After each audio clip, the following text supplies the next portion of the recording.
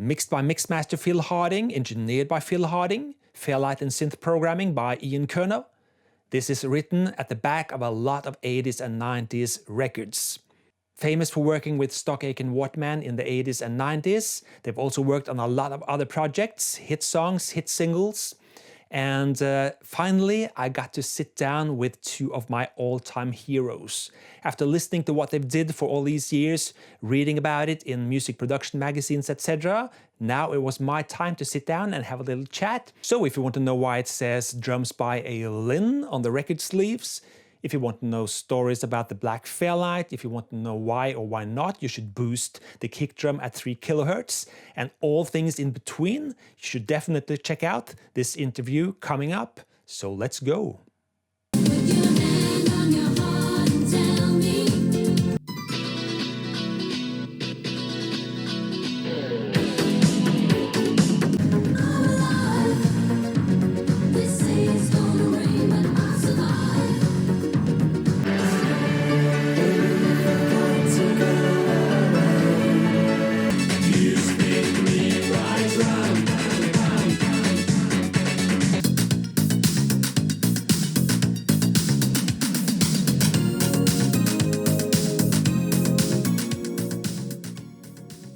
Dr. Phil Harding and Mr. Ian Curnow, thank you so much for joining me on this stream here today. And you guys did so much in the 80s and the 90s, and every aspiring engineer and mixing engineer and synth programmer, whatever, in the 80s and 90s looked up to you, studied what you did, and had such admiration for you and wanted to be in where you were at the time. Did you have any time to reflect on that in the 80s or 90s, that you meant so much to all of us other guys in the world doing or hoping to do the same thing as you do? Not a clue. No. It was just like a roller coaster, wasn't it? You're just so busy day in, day out at work. And even when PWL started, you know, a lot of the people there were family people. And one of the first things that Pete Waterman said when we arrived at the Borough studio, and Ian arrived sort of 18 months after that, was, look, you know, we're all family people, and unless something is urgent, we're generally not going to work weekends. We'll cram everything into Monday to Friday. And it was crammed in, though, wasn't it? But it was crammed in. Monday to Friday was mad. Yeah.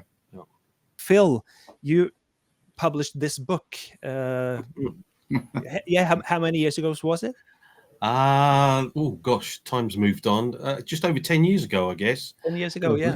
Yeah, and my motivation to doing that is, you know, some people may be aware that there was, before that, there was a Pete Waterman autobiography, which I read, and then there was Mike Stock's book called The Hit Factory, and I felt that both books gave an interesting perspective from people that were, well, Pete was the owner of the studio, but they were both members of the main team, and it was a large team at PWL, wasn't it? You know, it was all about teamwork, and I felt that it would be interesting for readers to get a different perspective from a team member, hence, you know, from the factory floor.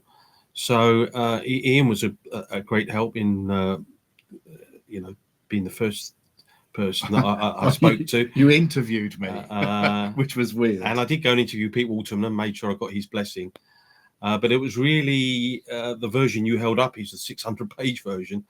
I did a self-published version just before that. That was almost half the length. And it was when my editor, John Palmer, came along and said, look, I really think we can put some more detail into this and get a professional book publisher on board, and that's how we ended up with 600 pages worth of behind the scenes at PWL. So yeah, it's gone very well. Thank you, Espen. It's really fascinating reading, and you Phil Harding and Ian Curnow, you had met before joining up in PWL. So how did you two guys meet originally? What was the pub called? Oh, remember? We can remember the night, but we can't remember the pub. Remember the band? What was the band called? It was Trevor's band, wasn't it? No, it's No. no, it's Rob Green's. Rob Green's band. Grand Hotel. Grand Hotel. There you go. So we're both from the same area in Essex, basically, and as with any kind of suburban area, certainly back then. I mean, maybe less so now. I don't know, but fellow musicians and fellow bands get to know each other or hear about each other. There was a whole music scene, wasn't there? A whole scene, and I'd had my own band. Ian had a duo. duo. It was a duo, yeah. It wasn't a band, but the amazing thing for Ian was that they'd been signed to a label. Had you been signed at that point? Or we were close to being signed. Yeah, it was. Yeah. So for each of us, supporting some fellow local musicians, myself working at the Marquee, a major recording studio in London. Ian just signed to Anchor Records. Anchor Records, Got that right, haven't I? What was the name of the band? Scrounger. That was it. Don't look it up.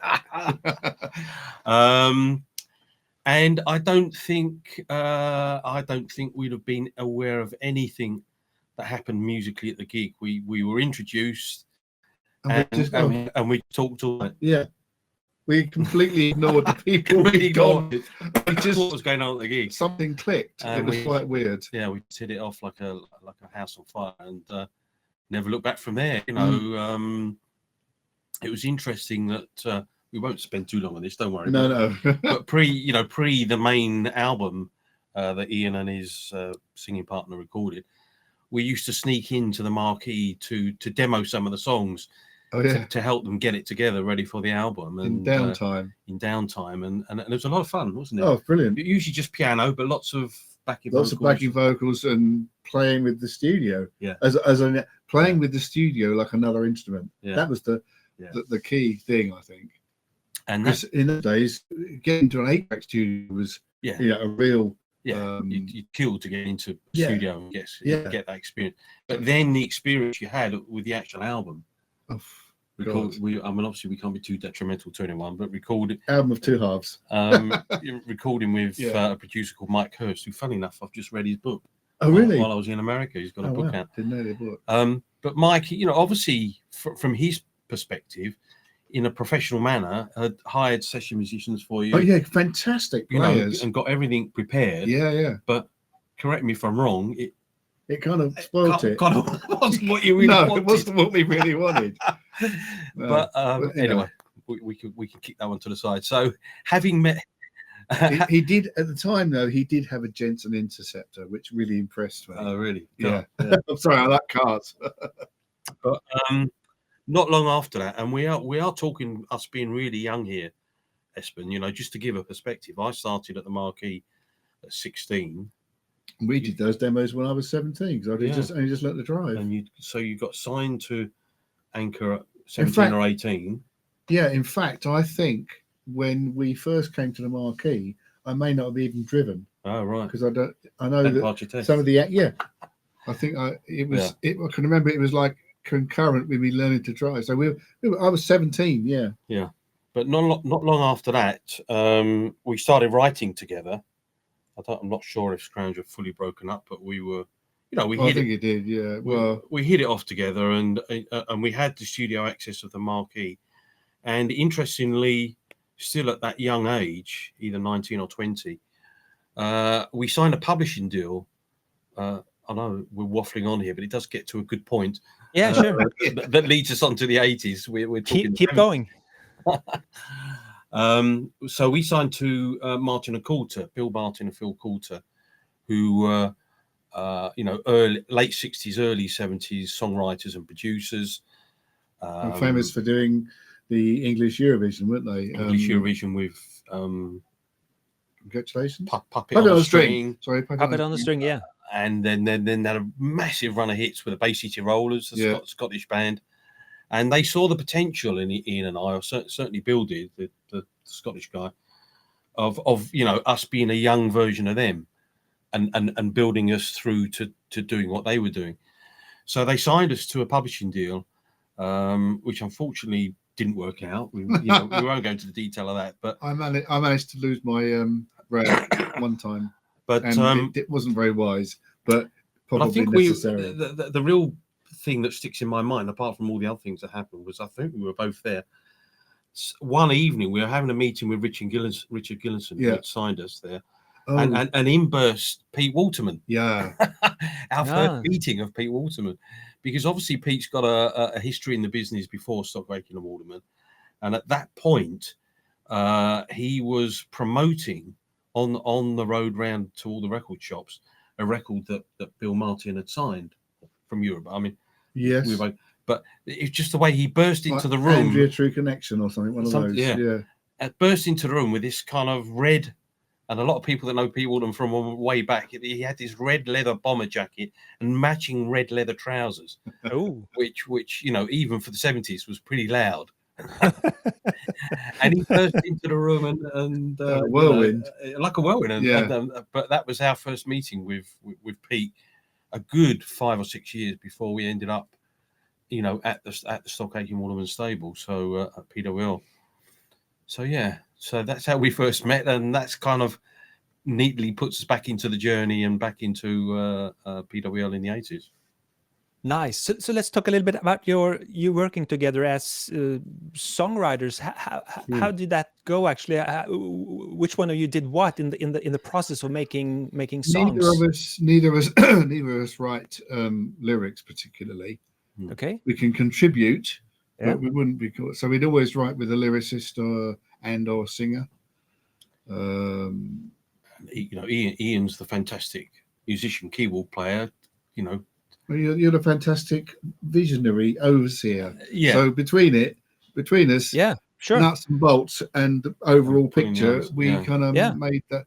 We kind of ticked all the boxes. I think some of those early songs pre-PWL, we probably knocked out the lyrics. Some of them we did, I know, but we quickly learned really that we weren't lyric writers. I think, As Ian said, we would need a top liner lyricist to work with, and that's how it went from the 80s onwards and right through the 90s. So whenever you see our songwriting credits, it's very rare you'd see just Harding Curnow. I think it's a case of playing to your strengths, isn't it? If you know.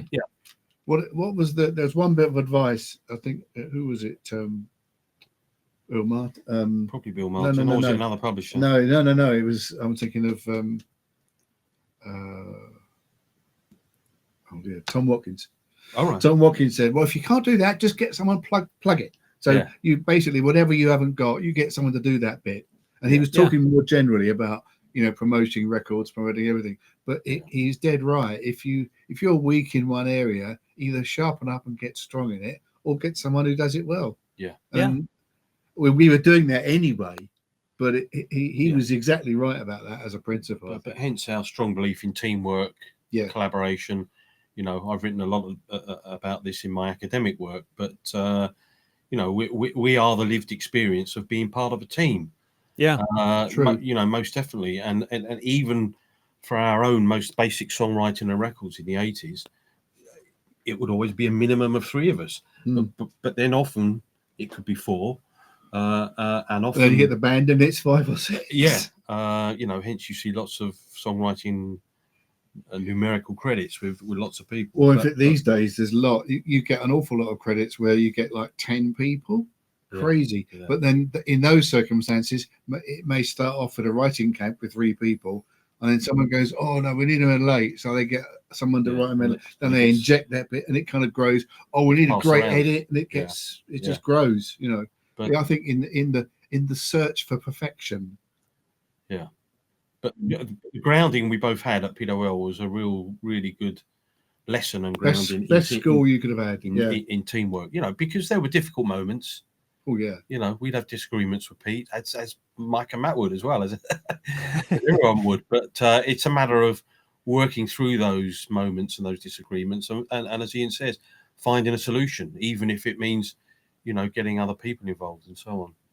Yeah, when I read your book, from the factory floor, at times they could always seem like there were teams within teams and stuff like that. Right. So lots of different teams doing stuff on the same song at different times, etc. So it must have been very exciting times to have all this flying around, and probably times where it was kind of problematic to some egos as well, I assume. Yeah, anything like that. If it's like a pressure cooker, but it's kind of partly necessary, I think, because if you could just sit back on your laurels and just do whatever you fancy, you're not going to get the same result as if you're under some kind of pressure to dig deeper and actually make something a bit special.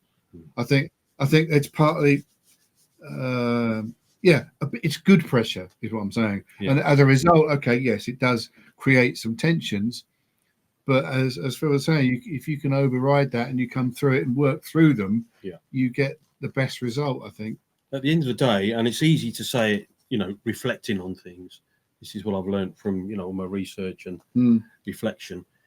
We probably wouldn't have said it or admitted it at the time, and I don't think Mike and Matt would have. No. But there's an absolute undercurrent knowledge, basically, that Pete was the boss. Yeah. Pete Waterman was the captain. Yeah. It was his ship. Yeah. And in no uncertain terms, it was his way or the highway. We had the loudest voice. Well, he did. Certainly in the room. Yeah. But he was clever in the way he would diplomatically and politically work around things. Yeah. I mean, he was a people manager as well. A fantastic really, people manager. Yeah. But he wouldn't sit there, as has been noted, for hours and hours in the studio. He might be there at the start of the project, and then he'll come in once all the groundwork's done. Once all the work's done, he comes and goes, yeah, it's great, or no. And you're mixing. But, there's good examples of that. And a lot of this has been written about, when Rick came in, for instance, Rick Astley, to do his second album. The first track with Aitken Waterman didn't work out. Tremendously agitated atmosphere around the building. I don't know if you remember. I remember, We'd all be in our different studios, and we'd heard that Rick was coming in to sing a track. And the next thing I heard was someone coming down the stairs saying, "Oh, Rick stormed out."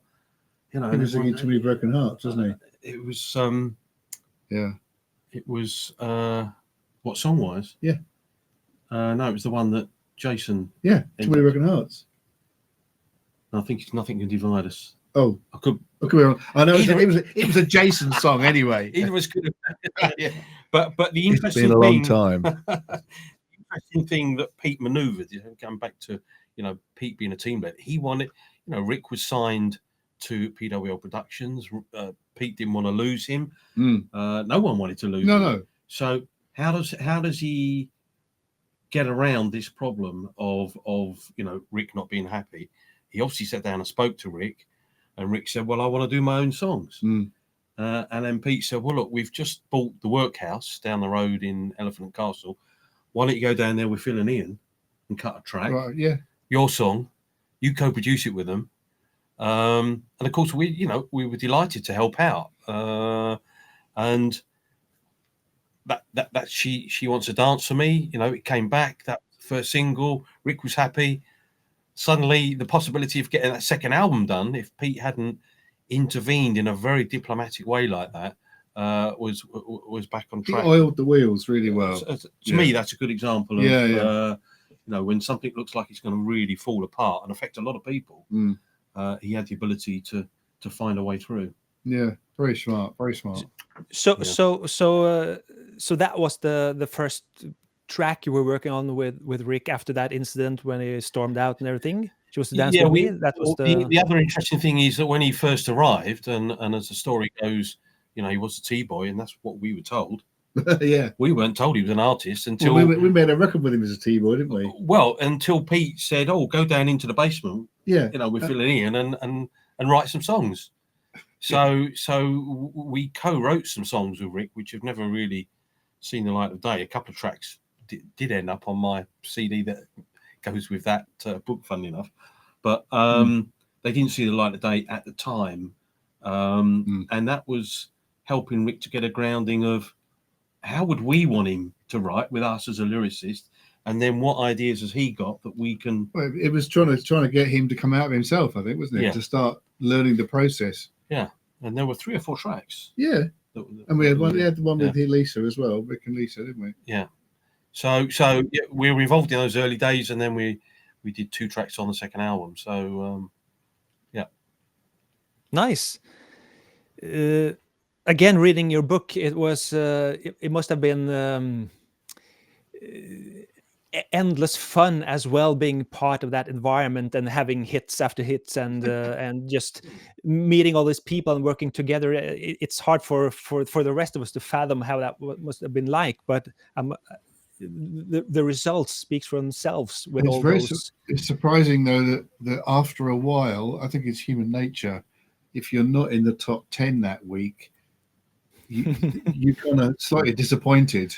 Yeah, you know, which actually, you can looking at it now, it's terrible. But you can't help being in a role like that. You just get used to being in that bubbling on the surface like that, and then when you're not, oh, what's wrong? Oh, the expectations. Yeah. And after a while, you do realise that it's a bit exceptional. But at the time, like I say, it's a roller coaster. You just all you're doing is looking at the next thing, you know. Yeah. By 89 in particular, which was probably the biggest commercial year, because Jason and Kylie had arrived by then. But I still say 87, you know, when we were working with Rick and Mel and Kim, and that was the creative. That to me, that was the really creative year. That no disrespect to Kylie and Jason, but when they arrived, it became a lot more pop and a lot less dance driven than it had been up to that point. Well, Pete would be a head researcher, wouldn't he? He would dig out things for us all to listen to and explore, more so in the early times than later on. Exactly, yeah. We did our own exploration eventually to a degree. Yeah, he would come in on a Monday, having been working on a radio station up north at the weekend. Lower records. And then he in the afternoon he would go and work in a dance shop, record shop. Yeah, I didn't realise that. So between him and Pete Tong, we had this constant flow of this is the latest thing happening, you know, coming through, which was fantastic for the likes of us. Oh yeah, you know, needing inspiration, which you do when your output is that much. When your output, you need input to make output. Exactly. And after a while of doing a huge amount of output, you kind of go, well, I've done that now.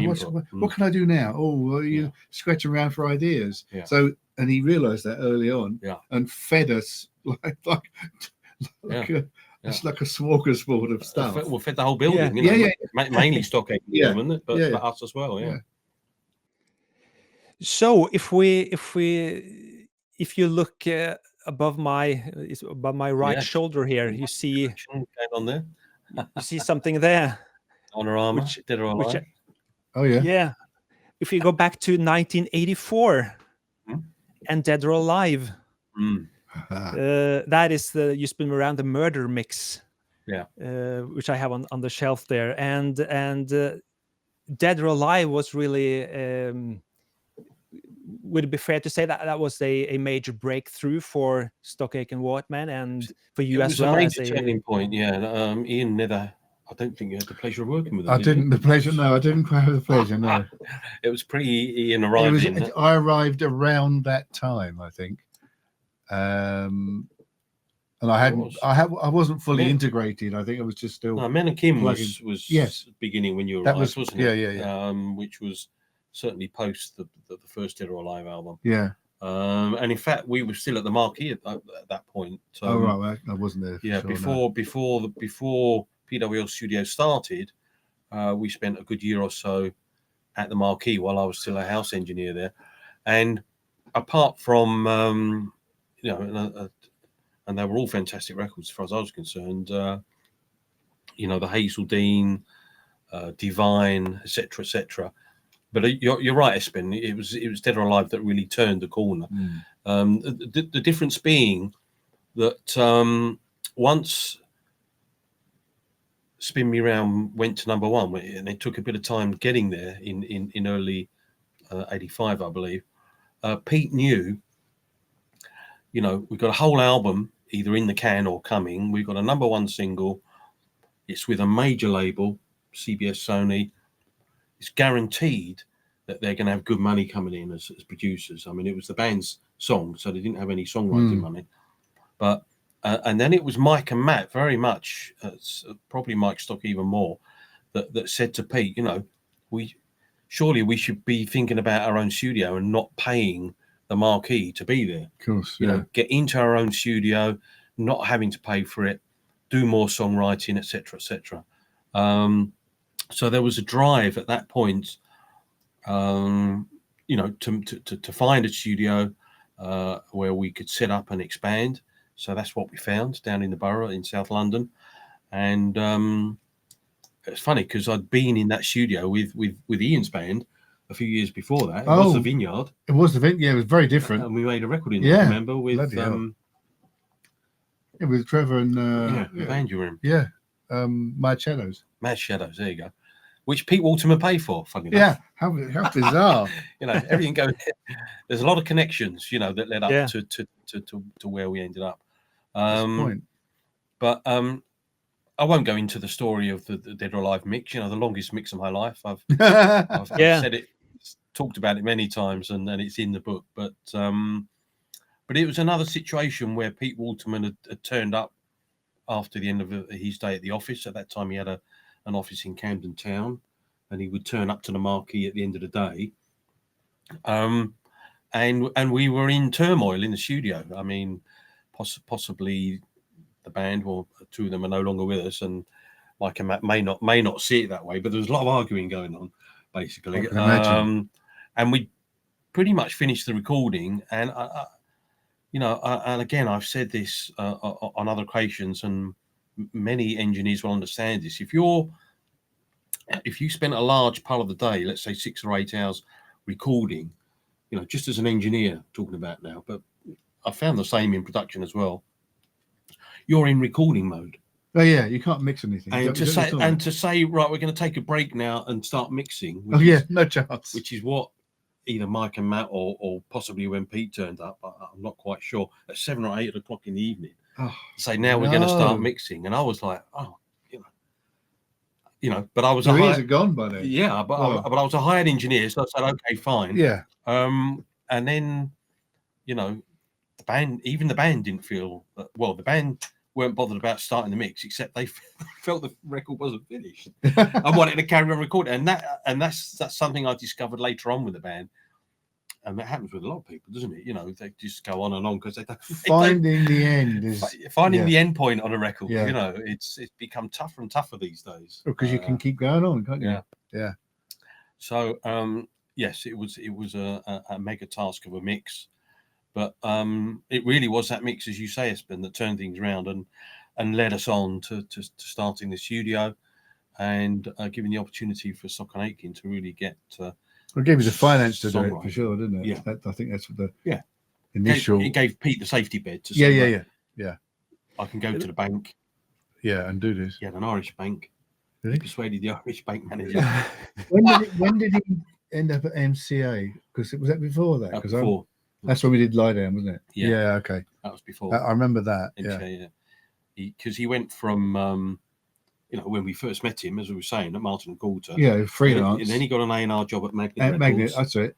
Then he ended up at EEMUSIC. Yeah. With Loose End Productions with Peter Collins. That's it. Oh, yeah. And then Aitken Waterman. Yeah. And you worked with Peter Collins quite a bit, didn't you? Yeah. More connections. Another big connection. And I just recently visited him in Nashville and had a lot of fun. I bet that was nice, yeah. I just listened to that murder mix yesterday in preparation for this interview, and it sounds great. And it struck me that there's very little, there's not too much reverb on the sounds at all. Actually, on that mix, it sounds quite dry compared to some other stuff you guys did during the same time period. What's your memories of using effects on the different sounds on that yeah mix? there's more delays going on than actual sort of reverb, and it's two reasons. It's partly quite dry to keep it punchy and hard. It's also, as you might notice, not got a lot of bottom end. No, you know, that was another Pete Waterman philosophy of, like, don't make things too bassy because it'll be too much in the club. He was always in the mentality of like a club. You can master it louder, doesn't it? And it means you can have a louder record. Exactly. Yeah. And vinyl was such a major thing back then, you know, still.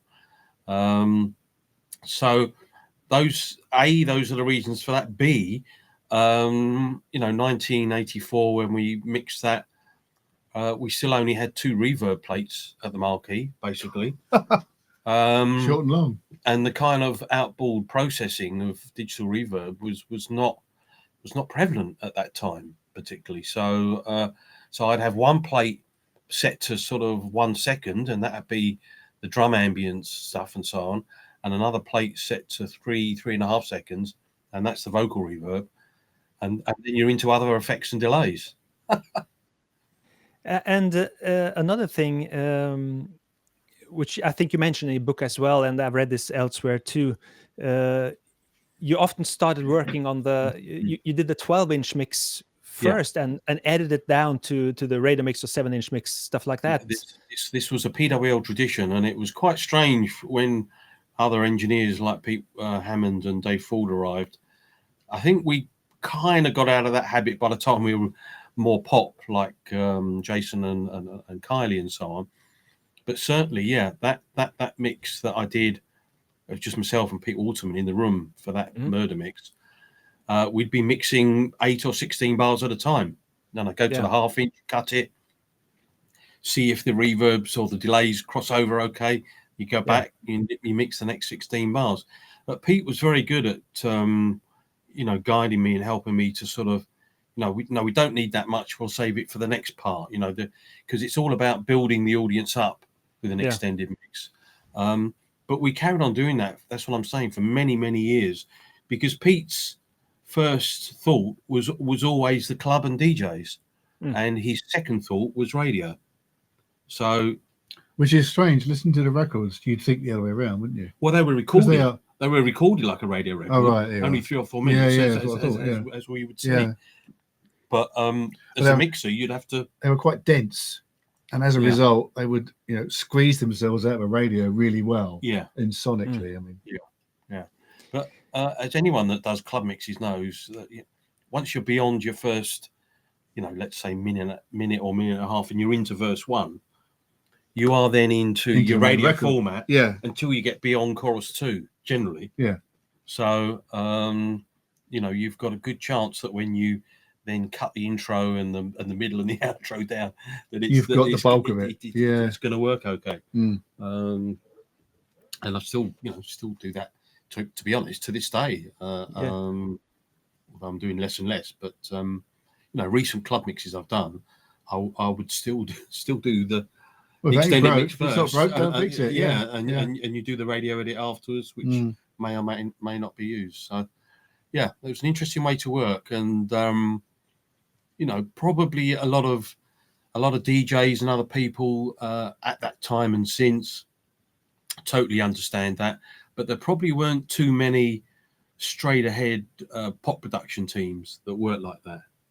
I can't imagine Trevor Horn on his first mix saying, right, we're going to do an extended mix first, and we'll think about radio later. I thought so.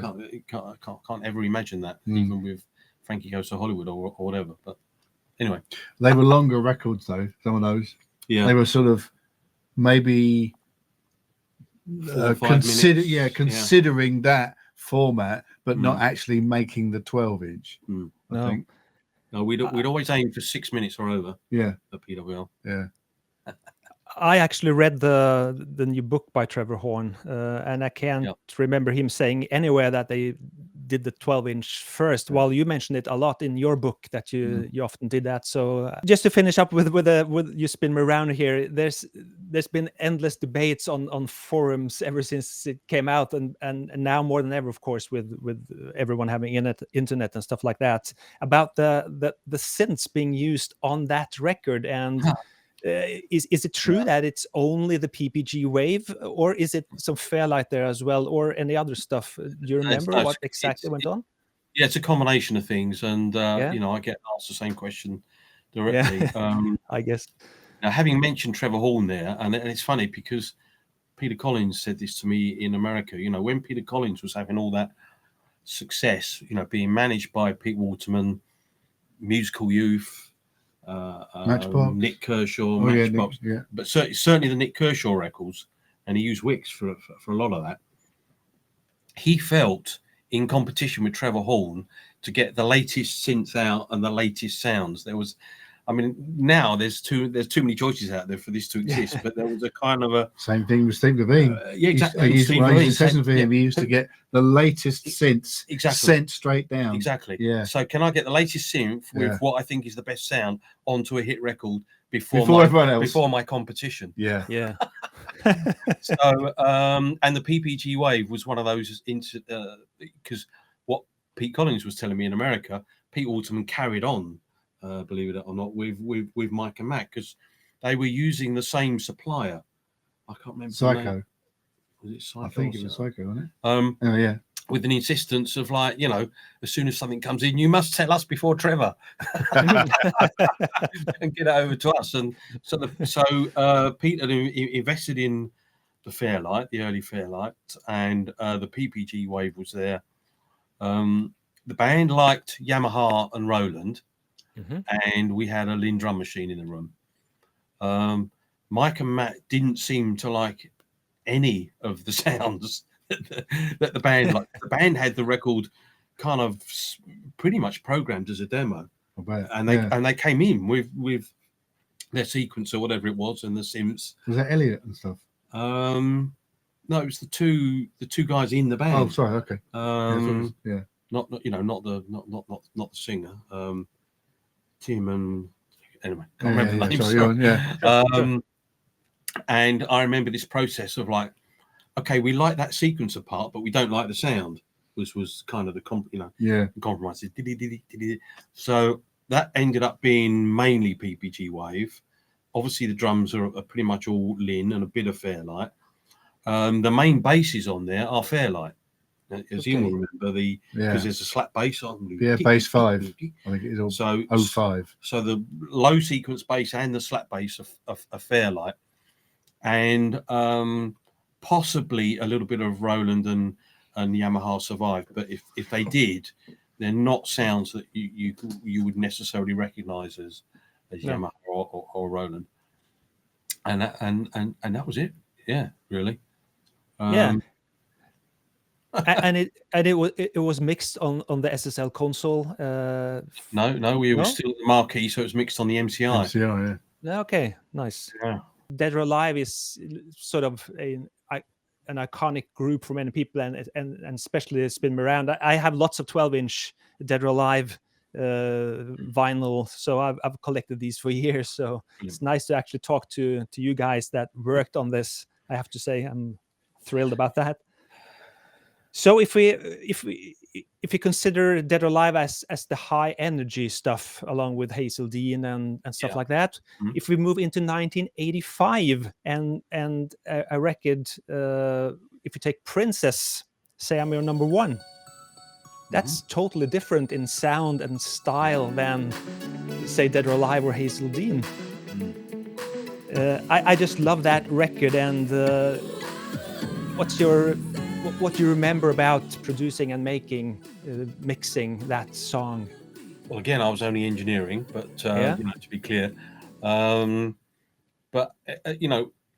hopefully this is one of the things I've pointed out in the book, that most people talk about the PWL 80 sound, but as Espen's pointing out there actually were they came from various different things, lots of different musical genres. You know, there was the R&B soul of Princess, some other records, high energy of the earlier stuff, which we would revisit sometimes, and then then Chicago House arrived, and that's what we used to sort of shape the Mel and Kim sound, which some people have called the London House sound. So with Princess, it was one of those things. It always sounded like it had been slowed down to me. I didn't work on it, but the Princess sounded like someone had done the drum track and then slowed the tape down and recorded the rest of the record. Don't know why. Well, that would have been down to setting the BPM to whatever the bullseyes were at the time, and saying right, that's a groove and the tempo. But Princess herself was, this happened less and less as time went on, and the people that Stock Aitken Waterman used as musicians, really got set to Mae McKenna and Miriam Stockley after backing vocal wise. But Princess had come in to do backing vocals on the Brilliant album, a band called Brilliant that was signed to Warner's, who contained Jimmy Corti, who then went off with Bill Drummond and formed KLF, and Youth, who then went off and became a fantastic sort of producer in his own right. But and for me, it was quite funny because I had engineered the first Killing Joke album, which was the band that Youth was the bass player in, and he was the bass player in Brilliant. Anyway, they had a great singer, but the band chose the backing vocalists that came in to do backing vocals, and one of them was Princess Deirdre, and it was, in those early days, it was great. It was sort of, oh, she's good, and then let's make a record. Or Mike or Pete would, have a chat with her after the session, and do you want to come in and do something? And bang, there was Princess. And the boys wrote it specifically for her. She's a great soul vocalist. Here's a chance to do something R&B soul rather than high energy. So that laid the ground of it definitely being something quite different. And in my occasional telling of this story, and I'll cut it short because Ian wasn't involved at that point, Waterman went away for a week, went on holiday. Did he? Why? Well, it wasn't. That's interesting, isn't it? Because do you remember him going off on holidays? Ever? No, exactly. No, that's what I mean. So this was a rare occasion. He basically didn't take holidays. So someone had persuaded him he needed a break, took him off to Canada for a week. He had signed a contract with Princess, set it up. Here we go, Come on, guys. Boys, go make a record. These are the plots. Wow. I'm off on holiday for the week. And actually, Mike, Matt, and myself, it was, I can't remember what project we'd come off of, but it'd probably be something quite stressful where it was like, oh, what a relief. We haven't got Pete hovering over us. We can just, okay, this is what we're going for. Obviously, the song needed to be written, but my feeling was that it was probably written on day one, and then by day 2 or 3, they got her in doing the vocals. And by day 5, we had a completed record that everyone that heard it was like, "Oh, that's different." Yeah. Or everyone in the building was excited about it. So then you've got the thing of like, the following Monday, well, Pete's coming back. We've got to set it up and play it for him. What on earth's he going to think? And he absolutely loved it. And as I say, they talk about that key change drop into the chorus. I can imagine. I don't know. As they were writing it, they hit upon that and got, thank you, bingo, got it. All we can do now is mess it up. Yeah, and we should talk to Espen more about that key changes, because it was prevalent in the writing all the time, which used to drive you potty, or drove us all potty. But there you go. And I'm not saying that. I'm sure we mixed it again to Pete's ears that week, once he came back. But he had already, or maybe someone needs to confirm that was the first record that came out on Nick's label. On Supreme. And Pete had given Nick basically a bit of office space on that top floor there. I think that was still there when you arrived. Was Nick in the... He was around, didn't you? Oh yeah, I knew him from before, but I don't remember him having the office space. Okay. He might have been in the office and out of it. I think he was flitting in and out. Yeah. So when he first arrived in that sort of upstairs open space that led into the studio, literally in the day, some builders knocked up 4 walls. Oh. And Pete said, "Nick, there's your office. Start a label called Supreme. Here's your first record, mate." Brilliant. Princess, I'm your number one.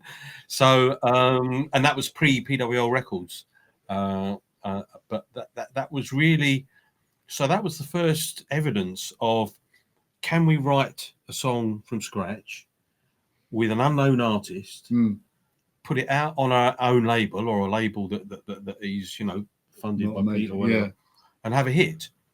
It was also the first, I would have thought, of the start it on Monday, finish it by Friday. Yes, because that was the sort of the arc that most of them would go. It got more difficult towards the end, but that was it's a 5-day process from writing to mastering, mixing to mixing, which is generally how long we took. But as we said at the start of the conversation, both us as a team and Stock Aitken Waterman became so busy.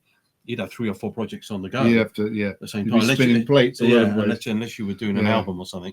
But so that was the Princess story, and many mixes and remixes in different styles to keep the record bubbling up. But it's one of those, and that's why I talk about the difference of like pre-88 and post-88.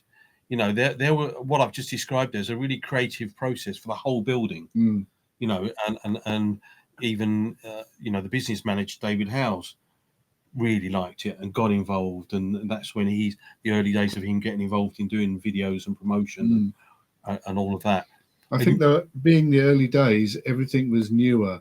I think by the time 89 came in, even it was all a little bit more expected and jaded is too strong a term. Oh, but the factory clogs were going. Exactly. It was all moving around, and it was a very different thing to the initially. Like the first time you see Monty Python, well, it might be before your time, I'm afraid. But, you go, what the hell? Yeah. But when you see like the 3rd or 4th series, you kind of expect it. It's normal. You're in the run. So you're already into it. So that initial excitement isn't quite the same. First time you see the Matrix movie, you go, wow. The Matrix 1, brilliant. Yeah, you see the second one, go, okay. I have to say, I still love Monty Python, and they're very much loved here in Norway. Absolutely. But you're not so much the Dead or Alive. You're picking out some good examples there, and you could say Princess was the first, then Mel and Kim, also on Supreme. Yeah. Then Rick came along as a T-boy and got signed. To the production company, then RCA. It's like the whole building were behind those early acts, not just one part of the team. No, it was a whole sort of movement. Yeah, we were sort of pushing forwards. Yeah. And it's very interesting. I'm going to pick up what you said about key changes and key modulation in the writing, because that's something I've always admired about the writing abilities of the Stock Aitken Waterman songs. Many of the songs and many of the hit songs as well is the way they just flow from key to key, several changes within a song at times. All you got to do is go up a tone for the chorus, and then when you go back to the verse afterwards, you go woo over it, and it covers it, and it goes back down again. Yeah, but it's so lovely. It's something that you almost never hear in chart pop music today. Nobody writes with anything but rhythms and beats these days. Chords are way less important. Yeah. It's drums and vocals. But the interesting question is, where did it start and why? I think it started because people wanted more. I want more. Exactly. Give us more. Give me. And he would always want more from the chorus. Yeah. It's got to hit more. Do more. And rise. Rise. So the logical one is to tone up. Yeah. We did a few different ones. And he had me downstairs sometimes days trying to find another way round apart from going to tone up for some choruses and some for backing tracks. And it was, I'm quite musical, but I'm not at that, esoteric level where I know every single inversion of every single jazz chord. So I'm afraid it was quite a task for me. But then I was on that level. It works, So let's go back then to 1986. Okay. Let's go back. Okay.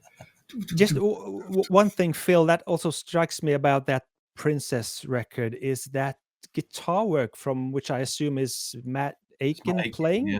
Yeah. And you were the engineer on that. How did you record his guitar licks or stuff back then? All DI. I mean, all DI. Matt's a wonderful guitarist, but incredibly lazy. He'll just about tune up. Then it's okay. There's my lead, and I don't have an amp. Matt's almost like a reluctant guitar hero. I mean, he is an excellent guitarist, and it's. I mean, obviously, Pete Waterman knew it and recognised it.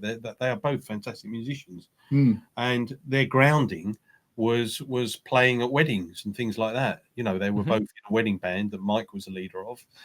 Matt was the guitarist in, so that's where their background and study of hit songs and ability to play well and understand music came I think there's no better school. I almost wish I'd been through that mill, because I've seen. Yeah, if you I can don't wanna suss cut out across, other people's songs, yeah. you know. And I've seen, You've done a lot Joe. of synths as well, Yeah, haven't you? yeah. I've for TV shows and stuff. But this artist I work with, Joe, is has come from being a what you'd call independent artist. He's actually earning a living, if you like, from music as a wedding singer. And I've seen him go from being kind of slightly tentative on stage to just commanding the audience and being completely in command of his instrument, like he's not even thinking about it. And his vocal stamina, and even his writing, he can write things that sound like classics because he's now unraveled all of these classic songs.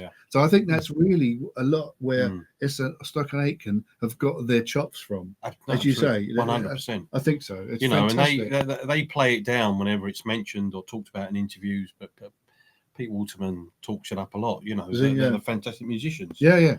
You've got to be the musician. You've got to be the fantastic musician to start with, but you add that experience to a fantastic musician.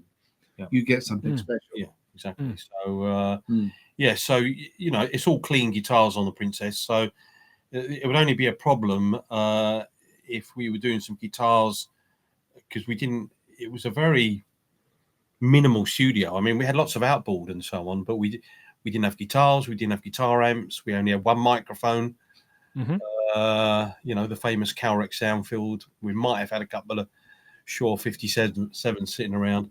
But I think sometime before that, Ian and I discovered that, the little distortion box. Sansamp. The Sansamp, that's it. Is it Sansamp? Yeah, I had one on the road with Talk. That's why. Yeah, the blue thing. Yeah. How about the Rockman X100? Rockman, there you are. That's it, sorry. Sansamp. That was what we use as a plug-in now. Oh, is it? Oh, yeah, okay. Rockman. Yeah, the Rockman rack. And that would be the savior if we needed some... I think when we did Venus, for instance, we needed something more than just cling. But the Sansamp became the Rockman became part of Ian's what we called, but even in the early days back then, Eddie. Eddie, yeah. That's Ian put in the one of the Roland sounds through a distortion box to sound like a guitar that can play harmonics forever. Which is all over the Talk. Records. Records that Ian did pre coming to PWL. But what was there always one Roland patch setting for that? No, it's funny. I was with Ian Tregoning the other day at Richard's 70th in Portugal, and he's got me. He talked me into telling him how I made that sound. Oh, okay. On video, right? So I can tell you, it's literally, if you understand, you probably understand this, but it's two oscillators. The sound I'm talking about is where you can play a note. It's going through a guitar amp emulation. You play a note, it strikes as if you struck a string, and after a certain time, it becomes a harmonic on it, as if you played a guitar. Sure. Put it towards the amp and managed to get it to harmonic, and it'll do that forever until you take your finger off. Nice. Which I used to have lots of fun with David Rhodes, dueling solos and stuff in Talk. But the secret, if it's like such a secret, I'm sure I'm not the only person that's discovered this. But the fact is, if you cross modulate one oscillator with the other, and the second oscillator has got a pitch envelope on it, which when it goes through its cycle, it rests on a harmonic, like an octave or 2 octaves to the original. And if you get the balance right between them, it will suddenly go from being the fundamental to the harmonic, and it will sound like you won't hear the pitch of the other one. It will simply suddenly become the harmonic, and as it becomes the harmonic, it simply strengthens the note.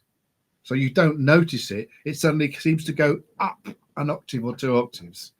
And so you can play it, and you can play as long as you like, and it makes this harmonic, which... that was Eddie, basically. After Eddie Van Halen. Yeah. So I assume that's what you used in the Mandy track "Stay With Me Tonight," and perhaps something like that, because it has a guitar solo in that, which is not a guitar solo; it's a synth.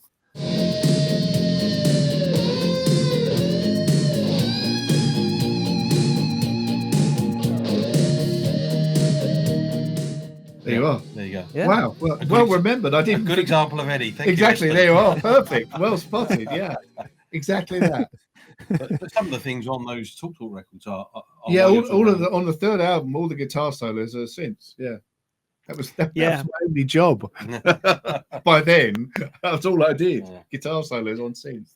And I'm pretty sure that not everyone watching knows that you were a part of Talk as a musical director or keyboard player, or in what capacity did you work with Talk? Was musical director, I suppose, MD, on the live stuff. Live tours, yeah. I played on the second album as a session. Yeah. And nice. It went incredibly well, and I thought, well, this is fantastic. And they kind of got me on board to look after the band. You toured the whole world, we toured for 2 or 3 years.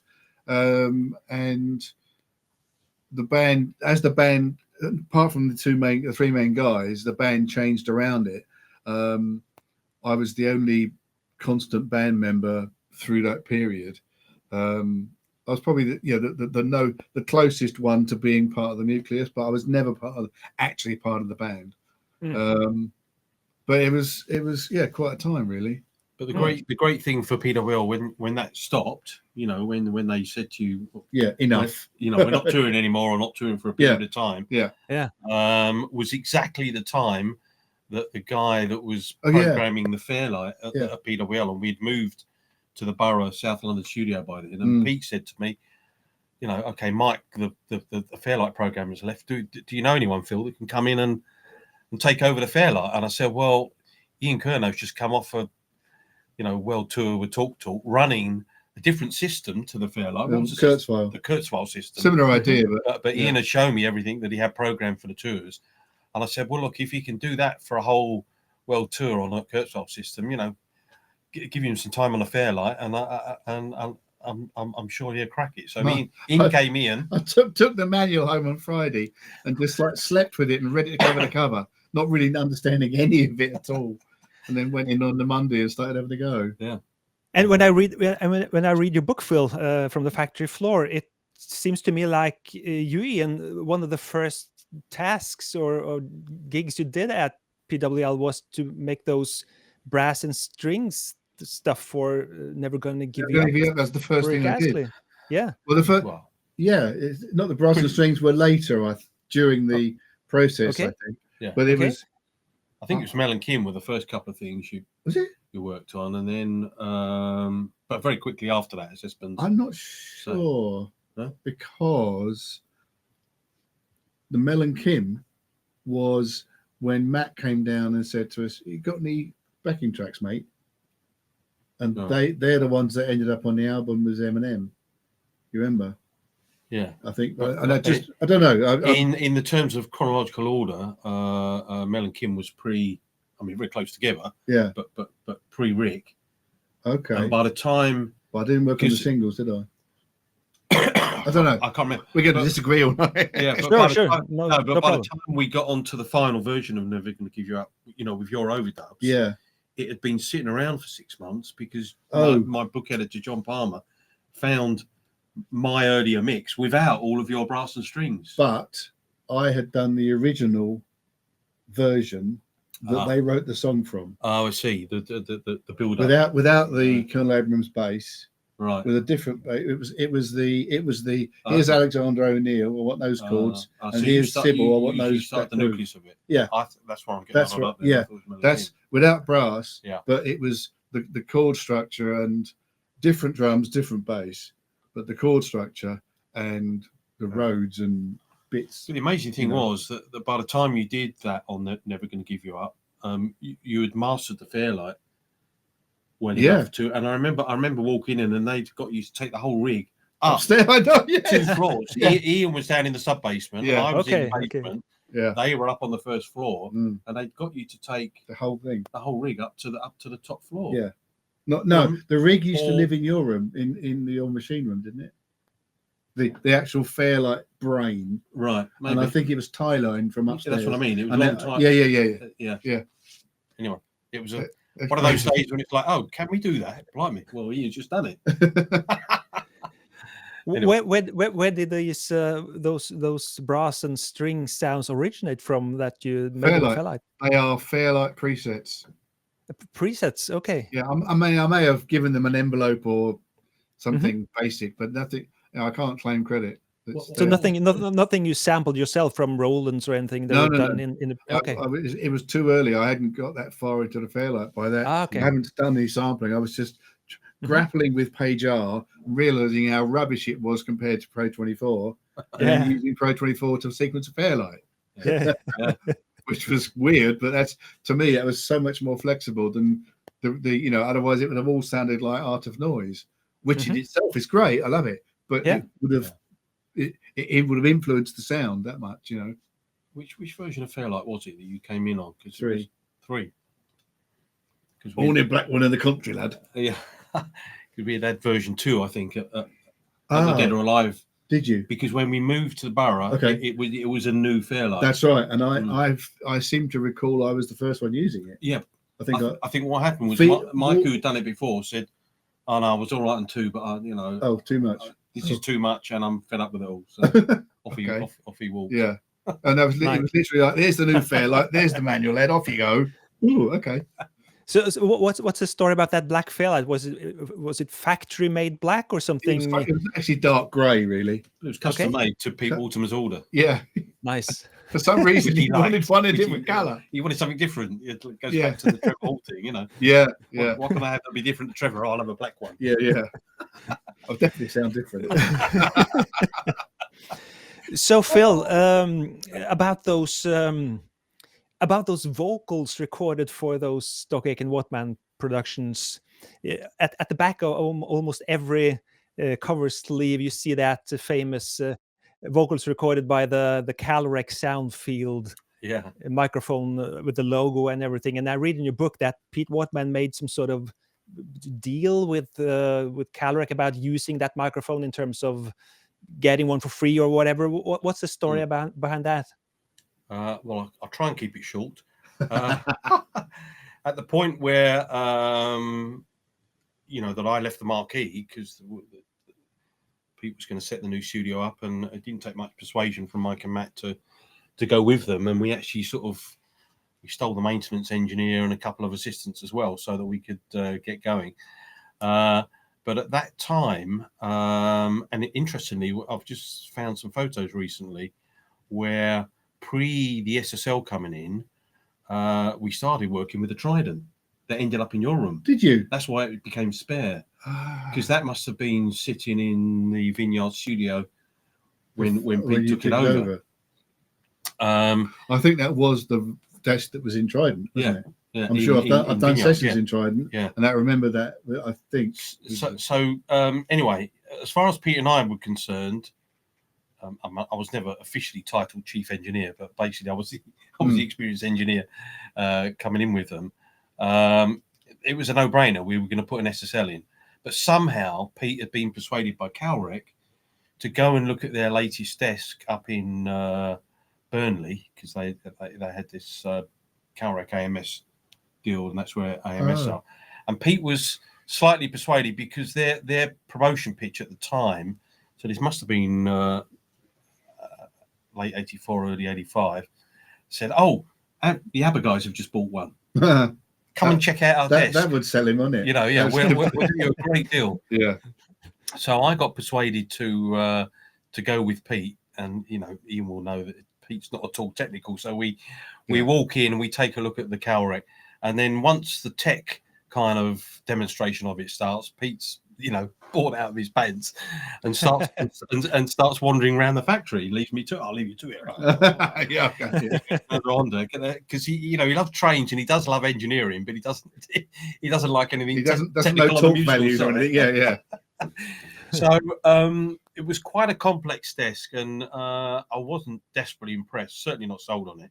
So Pete comes back after sort of walking around the factory and takes me aside and says, "I've just been in with the R&D guys. Have you heard this story?" No. "I've been in with the R&D guys and they're developing this mic, Phil. Brilliant. 4 capsules. 4 capsules. Love it. Brilliant. And he said, I've done a deal with them. Yeah. So this was as the 4-capsule Calrec Soundfield was being developed for classical recording.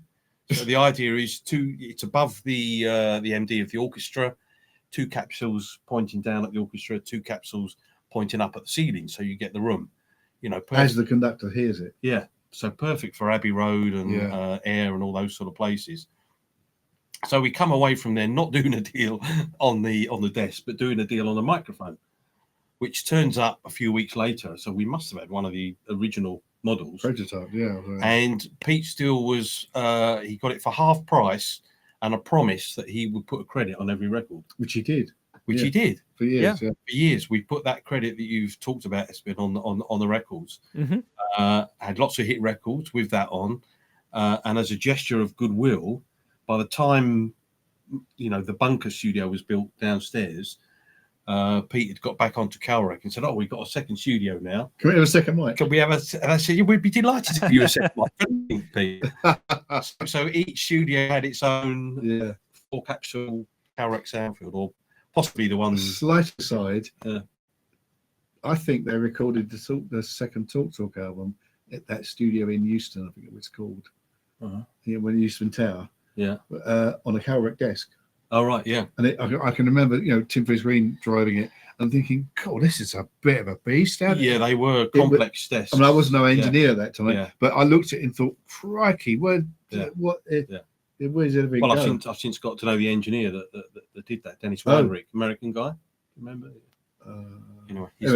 He's my co-vice chair at James. Oh, is he? And he did a lot of work with Tim. Oh, yeah. But bugger of a desk to drive. Yeah. And I thought, well, quite technical. It's going to be quite enough for me learning the SSL after the MCI, although I've done some sessions on the SSL. I don't want to make it too complex, So, so that was it, really. And it is true that, everything you hear, Rick, Kylie, etc., all of them were all recorded on that Calrec mic. And of course, we didn't need 4 capsules. We never used 4 capsules. No, only used 2, right? So you had a rack mounting unit, into which the multi-pin input went, and you had separate outputs. And all we would do is take the outputs of the front 2 capsules into the last 2 channels of the SSL and route it mono. You sum it into one channel. So that was the routine. You'd have 2 channels on your SSL, and you'd route it to 24 tracks. As you put each track into record, there it is. It's a bit like getting a brain surgeon to cut your fingernails, right? It's just slightly silly, but that one time when we didn't do that, I mean, maybe other people did it, but the only time I did it was when we were recording "Hold Me in Your Arms" with Rick. Yeah. And I think Rick had said to us, I really want, I don't want a warm sound, a warm, upfront sound that, and I don't want to track anything, because our routine would be you track the bridge, you track the chorus, etc., just as a matter of. Oh, of course. So I decided to take, instead of going through the SSL, because obviously you're potentially degrading the Calrec signal by subbing it through the SSL. So everything on "Hold Me in Your Arms" is recorded as a stereo vocal, direct to the tracks on the tape machine. So straight out of the Calrec, straight onto tape. And if you listen to "Hold Me in Your Arms," it does. It's very. It's a wide, warmer sound than we would normally deal with. Yeah. And, that's my only memory of an opportunity to actually. Okay, we're not going to do stacks of vocals. I never realised that, but then I wouldn't at that time. I wouldn't have got involved in that sort of thing. So I just trusted you and let get on with it. So you didn't compress Rick at all, going from the Calrec to the tape? No.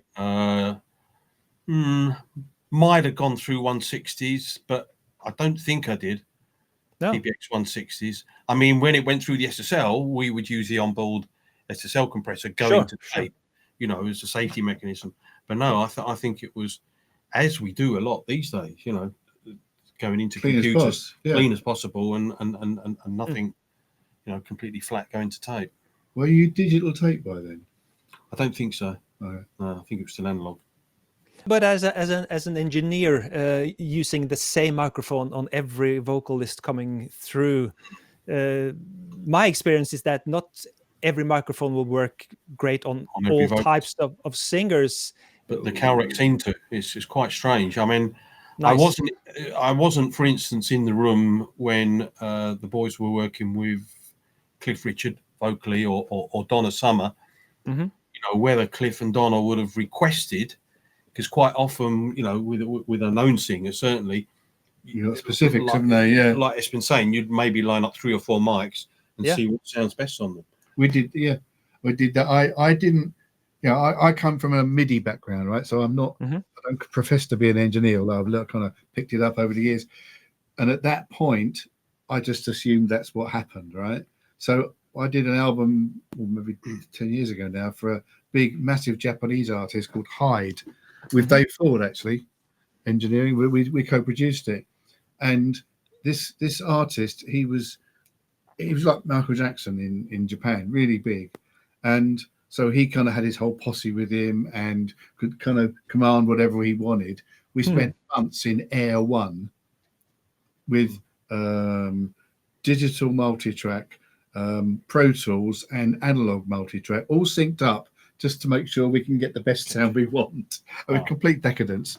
And the start of the proceedings, before he did vocals, he tried, I think, 10 mics. Wow.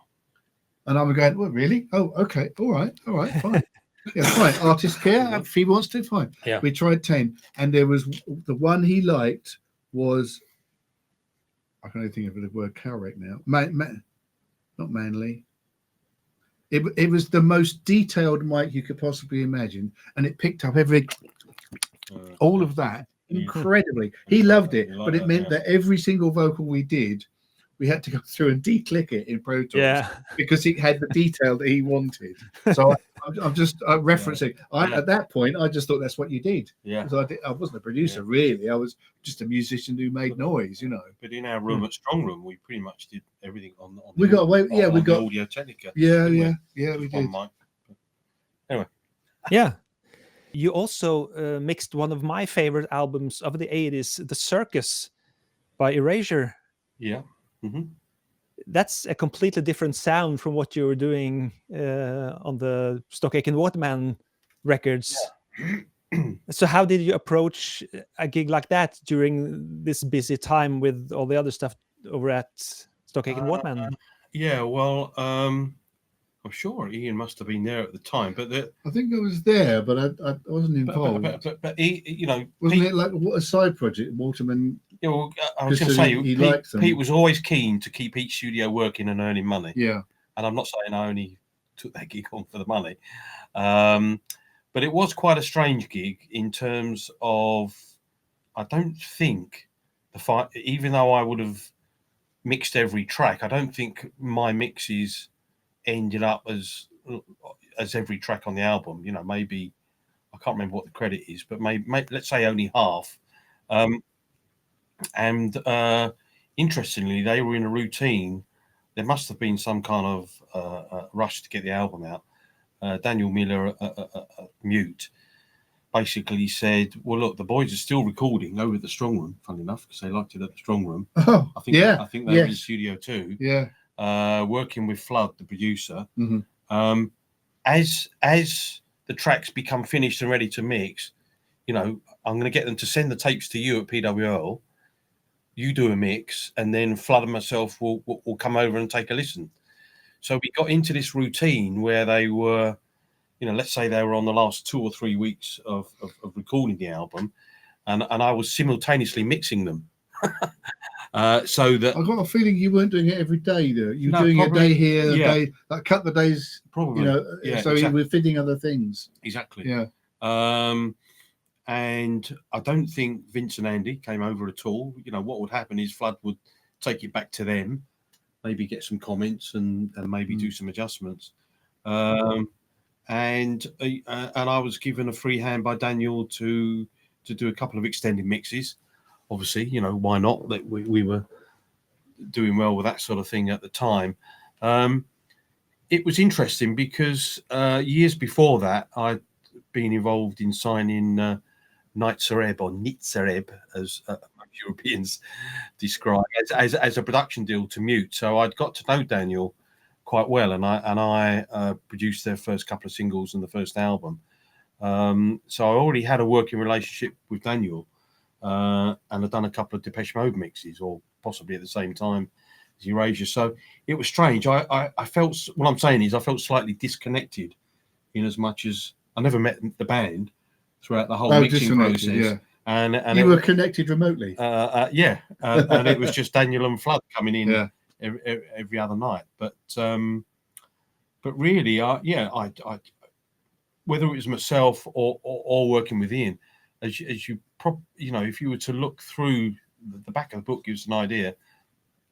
There were mixes coming and going every day, every week, kind of thing, and you know, we did quite a few external mixes too, didn't we? Yeah, mix on a little bit of a, you know, synth here and there, stuff. You know, Erasure's an example of me doing that on my own, but I was much happier when we started doing that together, because suddenly there was a lot more that could be added. I mean, I, not being much of a musician, all I could do was change some drum sounds around and maybe you can play, but I would never do any keyboard parts on a Depeche Mode or an Erasure. I mean, the most I ever did on Depeche Mode, and I thought it was obvious, but I pointed it out to someone recently, and they said, "Oh, I didn't realise that." You know, because we had the wonderful Publison that you could play from a MIDI keyboard. Yeah. You know, and I sampled the word "pain" from Strangelove, and I played the melody of Ish, roughly, of David Bowie's Fame. Pain, pain, pain, pain, pain. Oh, well done, nice. Seemed obvious to me, but I had to point it out to someone recently that they had to go back and listen to the record. And, oh yeah, yeah, I'll have to listen to that. There you go, Espen. Yeah. Nice. So Vince Clarke wasn't over at all listening to your mixes at the time? No. Well, he would listen to them back at the strong room. Pass comments back through Flood, but that wasn't unusual, though, was it? Artists didn't get that involved those days. No, in the producers and labels and stuff that would be quite happy to leave you and the producer to the mix. Basically, that was very much a done thing then. Even for a credible act like Erasure, you know, I don't know whether they were off on a tour pretty soon after that, but I'm pretty sure not every mix on that album is mine. Okay. Regardless of what the credits say. So, if we move on a little bit then and talk about some other acts that you two worked on outside the scope of those famous Aitken Waterman artists like Rick and Kylie and stuff like that. That's I would say famous hip hop remix of the Climby Fisher Rise to the Occasion. That's one I personally love very much. How did you go about starting doing something like that for that song, which is so different in its original form? It's tricky because it was a low tempo, and we're always looking for, like, you know, what is around that we can put in as a reference as a remix. Well, it has to. You know? The theory being, if you're doing a remix, certainly if it's an extended mix, you want a DJ will want to be able to mix it out of something else that is not too dissimilar, so they can sound like they've done a real good, don't lose the floor and everything else. But of course, we were it's way before the time stretching that we've got these days. Yeah. So our normal thing would have been, would speed it up to 120 something and do a dance mix. It was just too slow. We couldn't do it. Yeah. I think we actually might have tried and just to see what we could do, but it was maybe just not.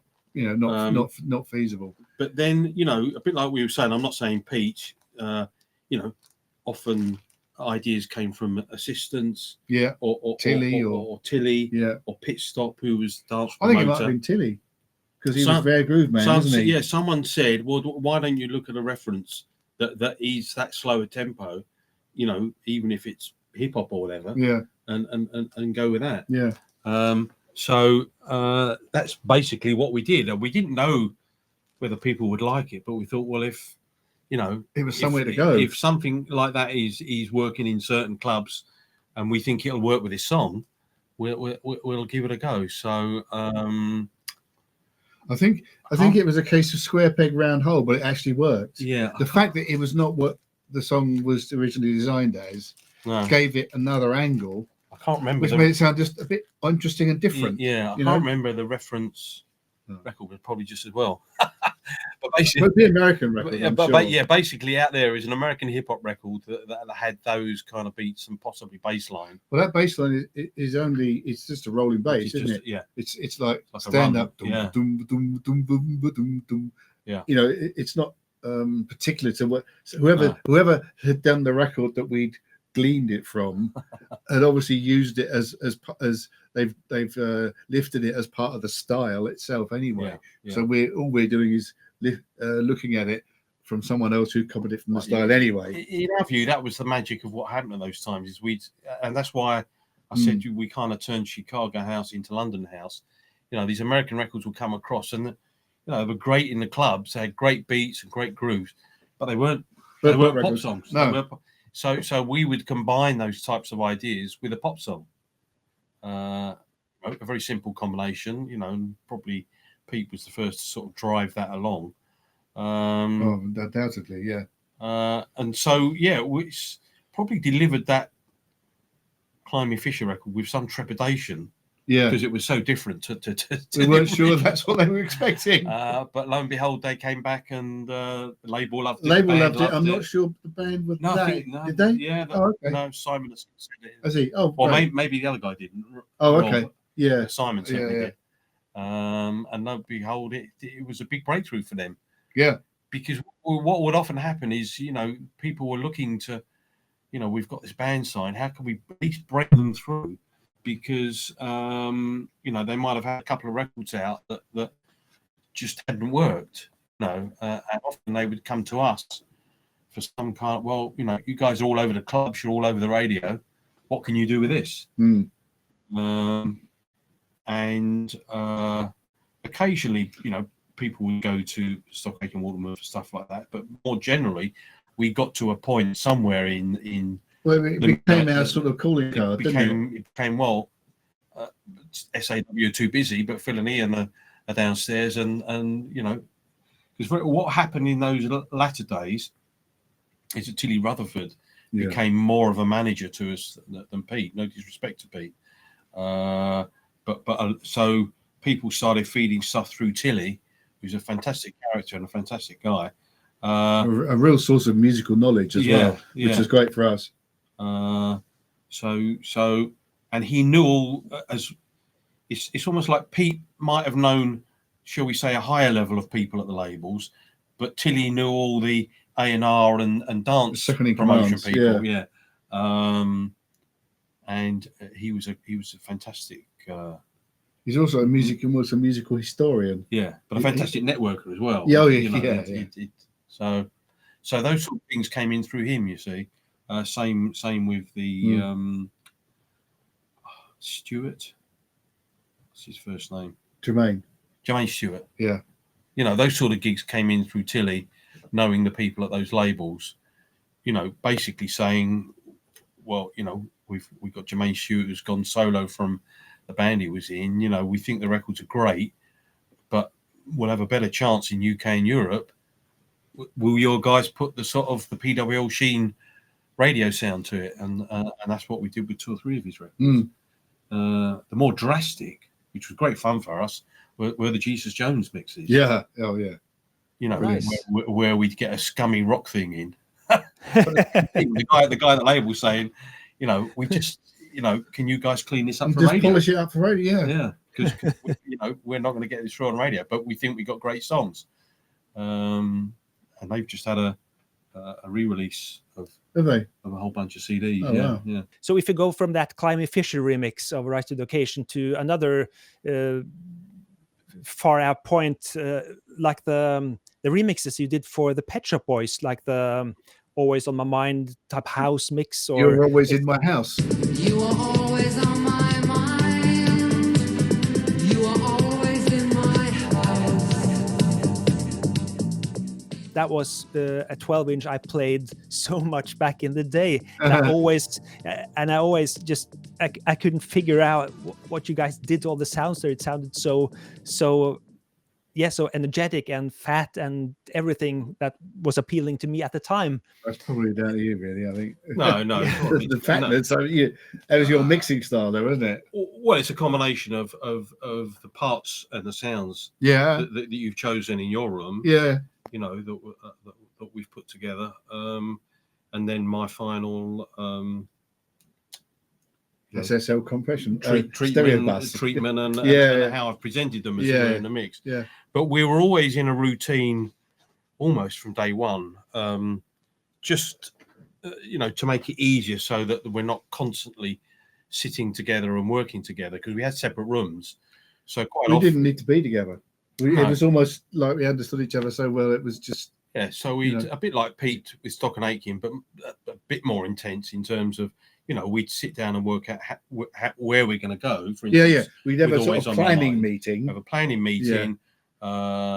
Choose some ideas of sounds and references, and then Ian would get on with that, and I'd go upstairs to my studio and finish off a mix for something else. This is one of the reasons that I think it got nicknamed the factory, because so many things were I think going on and turning over. We would as part of the planning meeting, we would decide what of the original we would use and wouldn't use, vocal bits or whatever, and so that I knew the arena that I could contribute in without interfering with anything else. Or if then sometimes it transpired I had a stupid idea that meant you had to mute everything else, I'd then give Phil a call, come down, have a listen, can we do this at this point or something. So it was quite organic, really. But it was a power room that Ian had down in what we called the sub basement. Oh, you were the bunker. I was the bunker. You were the sub basement. I was Das Boot. Das Boot. Because he had a 24-track analog, a Trident desk, the Fairlight, the Cubase system, obviously only running MIDI at that point, but a huge amount of MIDI boxes. MIDI modules. I mean, obviously, and the Fairlight, and I'm sure people will be interested to know, partly, at that point, because I mean, it changed when we had our studio at the Strongham in the 90s, but in the 80s, it was powerful but fairly simple, in as much as the Roland. Well, it was your Roland setup, which it was three MKS 80s. Right. It was a TX816. A Yamaha TX816, which is 8 TX7s. Yeah. It was But by that time, I think there was another Roland module, and I think by that time I'd kind of half-inched anything that was lying around the PWL studio and stuck it in my rack, because no one else was using it, so I might as well. And all our go-to drum sounds and so on, you sampled into the Fairlight. Yes. Yeah, so in terms of initially into the Fairlight, and then subsequently into the Akai 10 S1000, S1100s. So I had two of those. PWL in the 80s. Oh yeah. All right. I think I did, only to get more note capacity because of the limitations of the Fairlight. Because the Fairlight's only got 16 outputs, and it dynamically allocates between the pairs of outputs.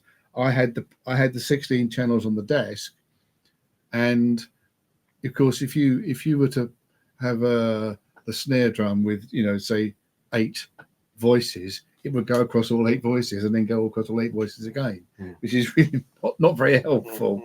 So I ended up putting them into the Akai, and they didn't quite sound the same, but they did sound okay because they'd come out of the Fairlight.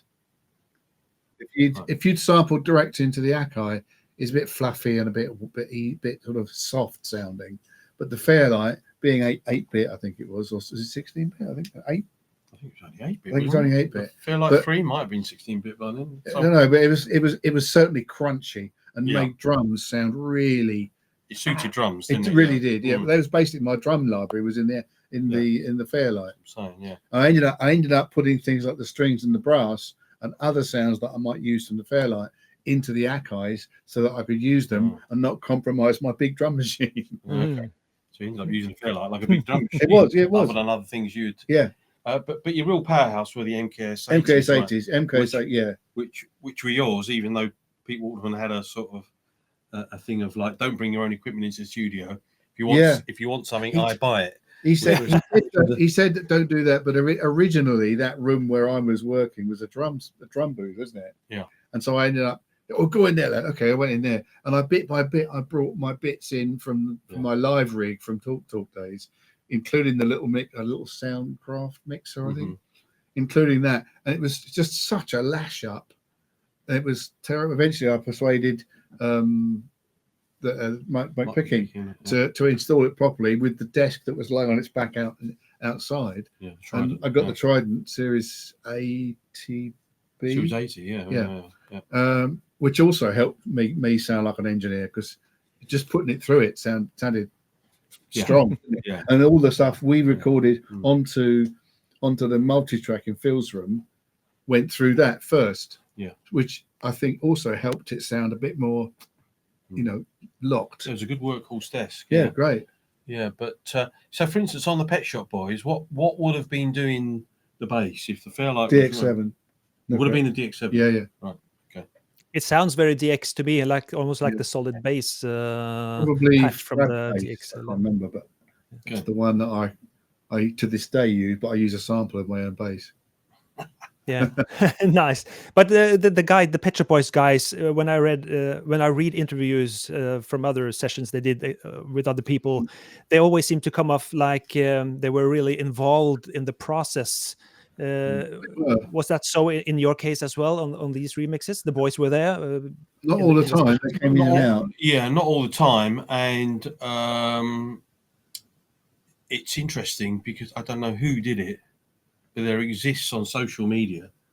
Someone recorded a conversation when they popped in on, I'm not sure which mix it was. It's Go on. One of the two mixes that we did, and we're talking to Chris. Well, someone's recorded the conversation in your room. It would have been in your room because I've got to see this. You were programming. Yeah, and it's only audio. I mean, I don't know. I don't know. I still want to hear it. I'm curious to know. And it's very, it's very quite intense, I can imagine. Well, no, but it's quite easygoing. We're all being very polite. Yeah. Do you know what I mean? Yeah. And a couple of bits. Well, you would be, wouldn't you? You got Pet Shop Boys there, right? I'm sorry, you don't. Yeah.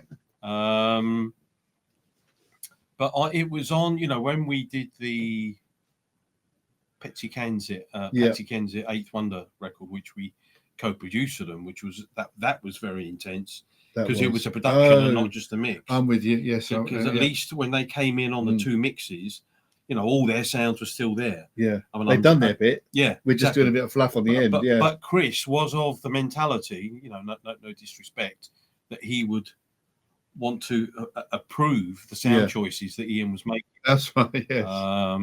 So that first one we did wasn't too bad. The second one, which is Espen is saying is a very Latin, we would have called it a Miami mix. Yeah. I can't remember what. Because we've done that for someone else, haven't we? I think. But the thing is that when they walked into the studio to hear what we had done, it was a complete house mix.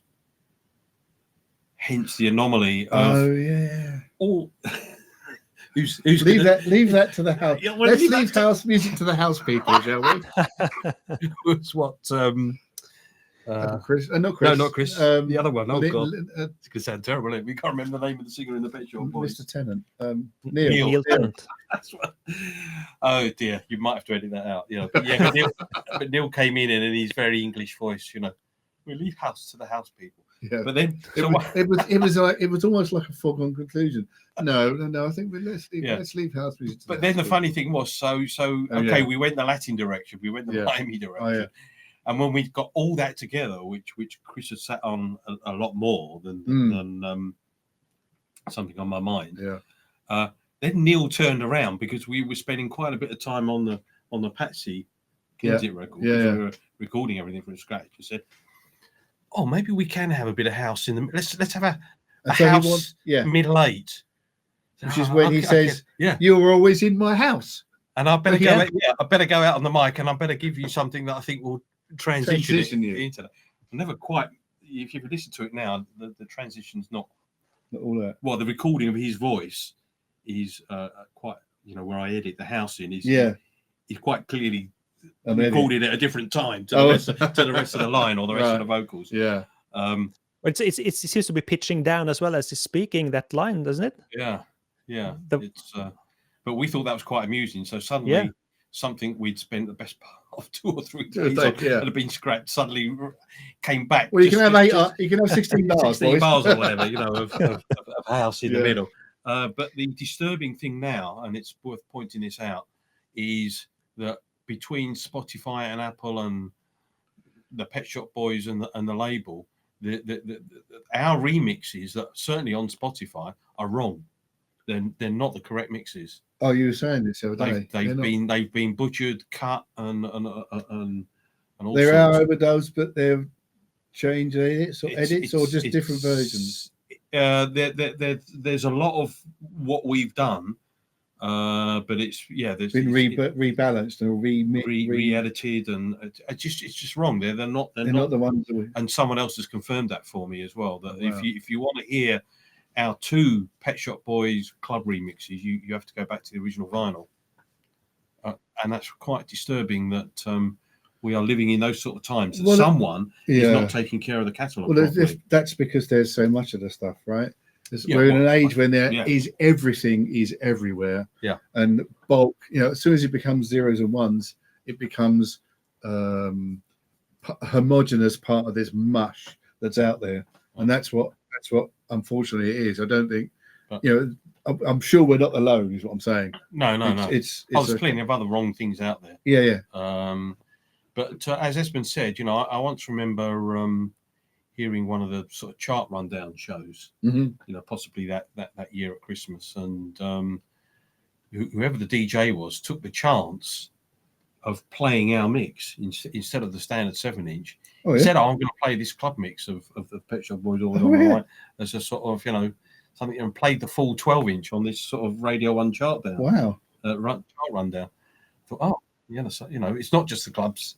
There's the people, listeners out there. Actually like it. But, we straddled that a little bit between the clubs and which is why we did so many 7-inches from it, because we are, in our hearts, we're sort of pop fans, really. I think. Because of that, even though we were mixing for the clubs, we still had a commercial sort of pop ear to what we were lending to it, and I think that's kind of where we were. We were never the credible deep house, not even pretending to be. No. I don't know if it was both of us or one, or maybe it was me. Turned up to the DMC Mix Championships as a judge. Oh yeah, you did. Luckily, was sitting next to me. Ben LeBrand. Ben LeBrand was sitting next to me, and I just whatever he said, I said. Oh, Ben. Yeah. And since you mentioned 8 Wonder there, I'm Not Scared, that hit single. I've seen you, Phil, I think on Facebook at one time, saying that you regret mixing that kick drum the way you did. Looking back at it now, God, that's a whole different conversation. Yeah, I mean, I've done a whole academic paper presentation, which is still not in print.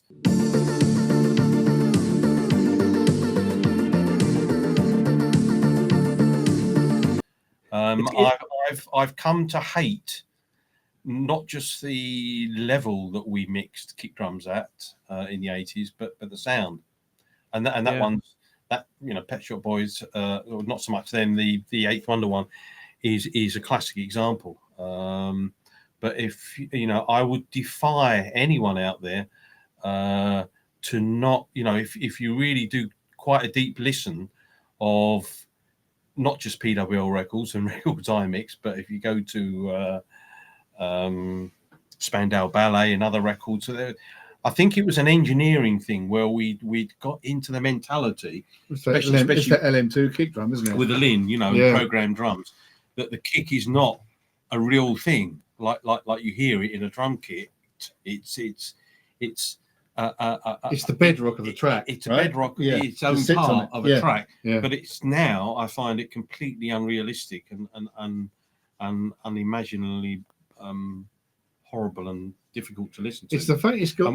Well, I think I can remember. At that time, I was no engineer at all, but I can remember engineers, not just yourself, others, saying they loved the LM2 kick drum because it had the bottom end and the weight, and it also had the click. Yeah. So you could get both. You could get it through the track, and it would support it. But, so everyone loved it as an engineer. Yeah. But it's the click that bothers me now. Yeah, exactly. Yeah. Because we all ended up with it too clicky. That's what I'm saying. Absolutely. And there's a couple of theories around that. Partly because that's how it came out of the Linn, but 3K is the frequency that causes that. Oh, I was going to ask you about that. I've honed in on. And if you, those of us that remember the SSL DES, I'm going to write that down. The high mid is preset 3K. So the quickest thing for an engineer to make a kick drum sound brighter back in those days is just, oh well, I won't change the frequency. It's on 3K, and I'll just boost it a bit. Interesting. I'm in the middle of doing an 80s album. It's horrible. Well, don't.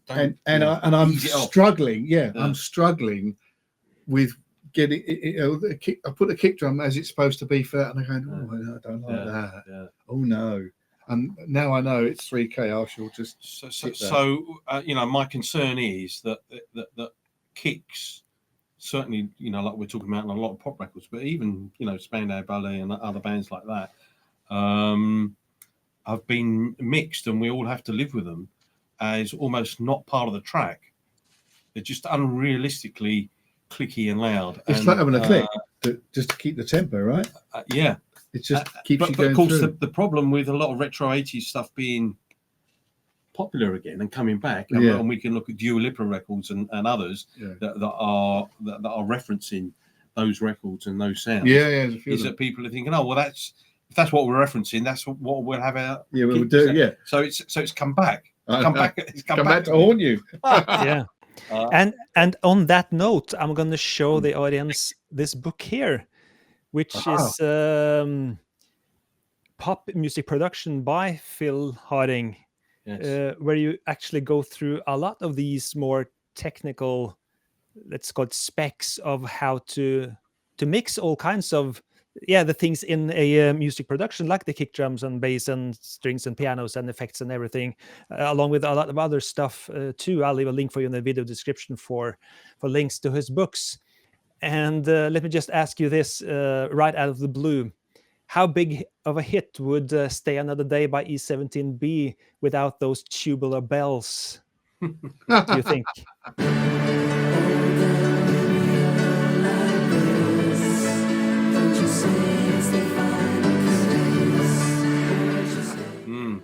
Well, it certainly put it in the Christmas market, didn't it? Yeah.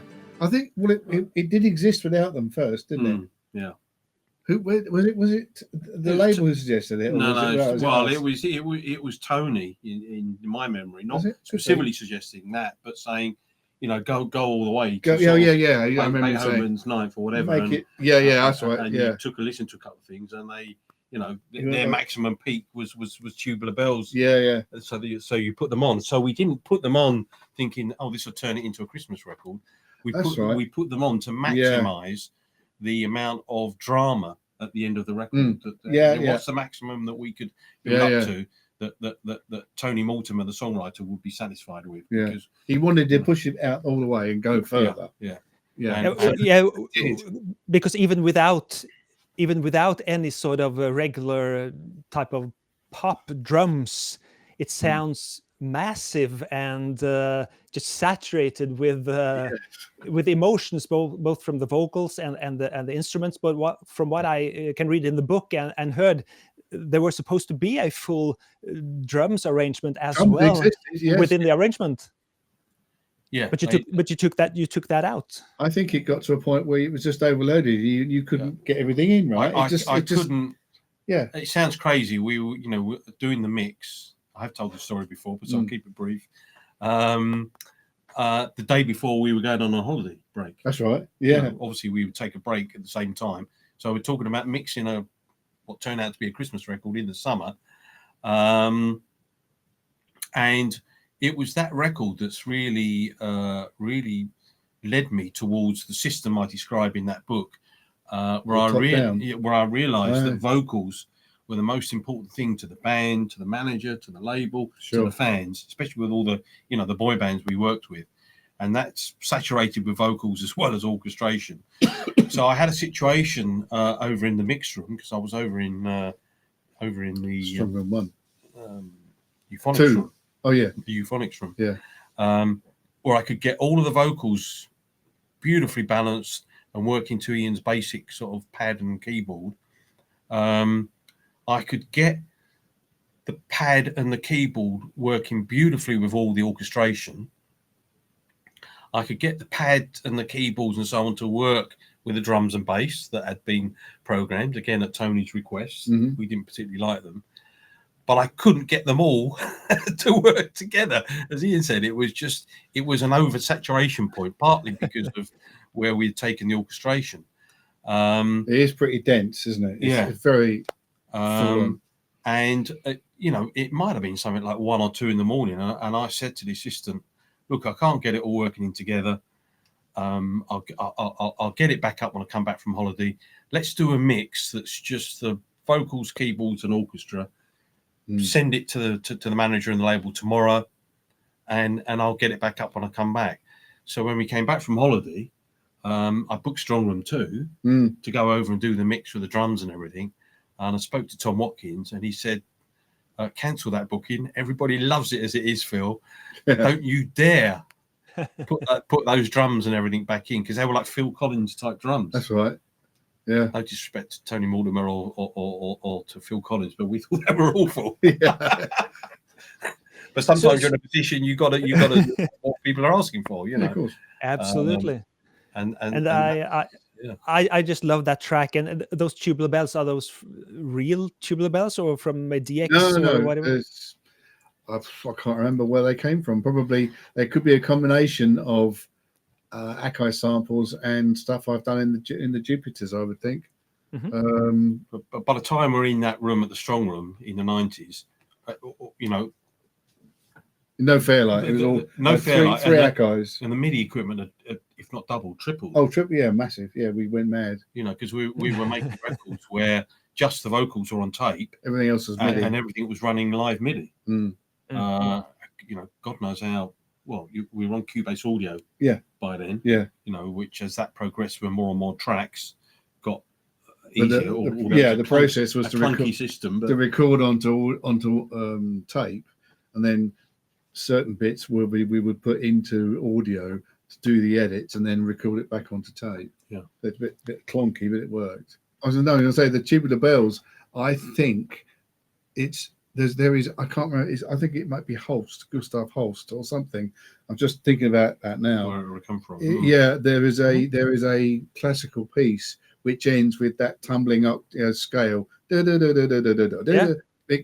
because the whole thing and a big church organ. It's just like the absolute maximum, flat out pedal on the floor, going for it noise at the end. Holst, I think, is where it comes from, and that's what inspired that ending, because it's kind of no drums, but it does journey through the record. There's no sort of copy and paste. It's very organically played, which is unusual for us at the time. And at the end, it's just an intense peak, and you've got to find a way out of it somewhere to finish it. You can't fade it. Yeah. So hence the reason that was. I think I had some actually, yes, I had some. I'm thinking about it now. I had some samples of Gustav Holst. I was a classical music fan. I had some samples of Gustav Holst, which may be in there. Not doing that. They're just short snippets to give energy. They go or just snippets, and as a result, I think of doing those samples, I was kind of familiar with Holst at the time. It was like on my current radar. So that's why it ended up being that octave descending run.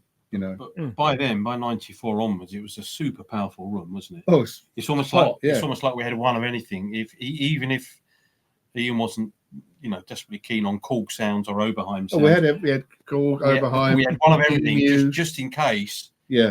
Either it would come up with a wonderful sound that wasn't elsewhere, or in case someone came in I needed something. and needed something specifically on one of those modules. So, but it was literally, much as you see here, one master keyboard, master MIDI keyboard, and 2 screens, and off you go. And racks full of equipment that running all of that stuff live MIDI. I don't know if it helped having more units rather than trying to get one unit to run too many things. It wouldn't work with one unit. No, because of the polyphony. I think that's why we had 3 Jupiters, 3 MKS80s, three. Part of the reason for having so much. Yeah. Also, they have.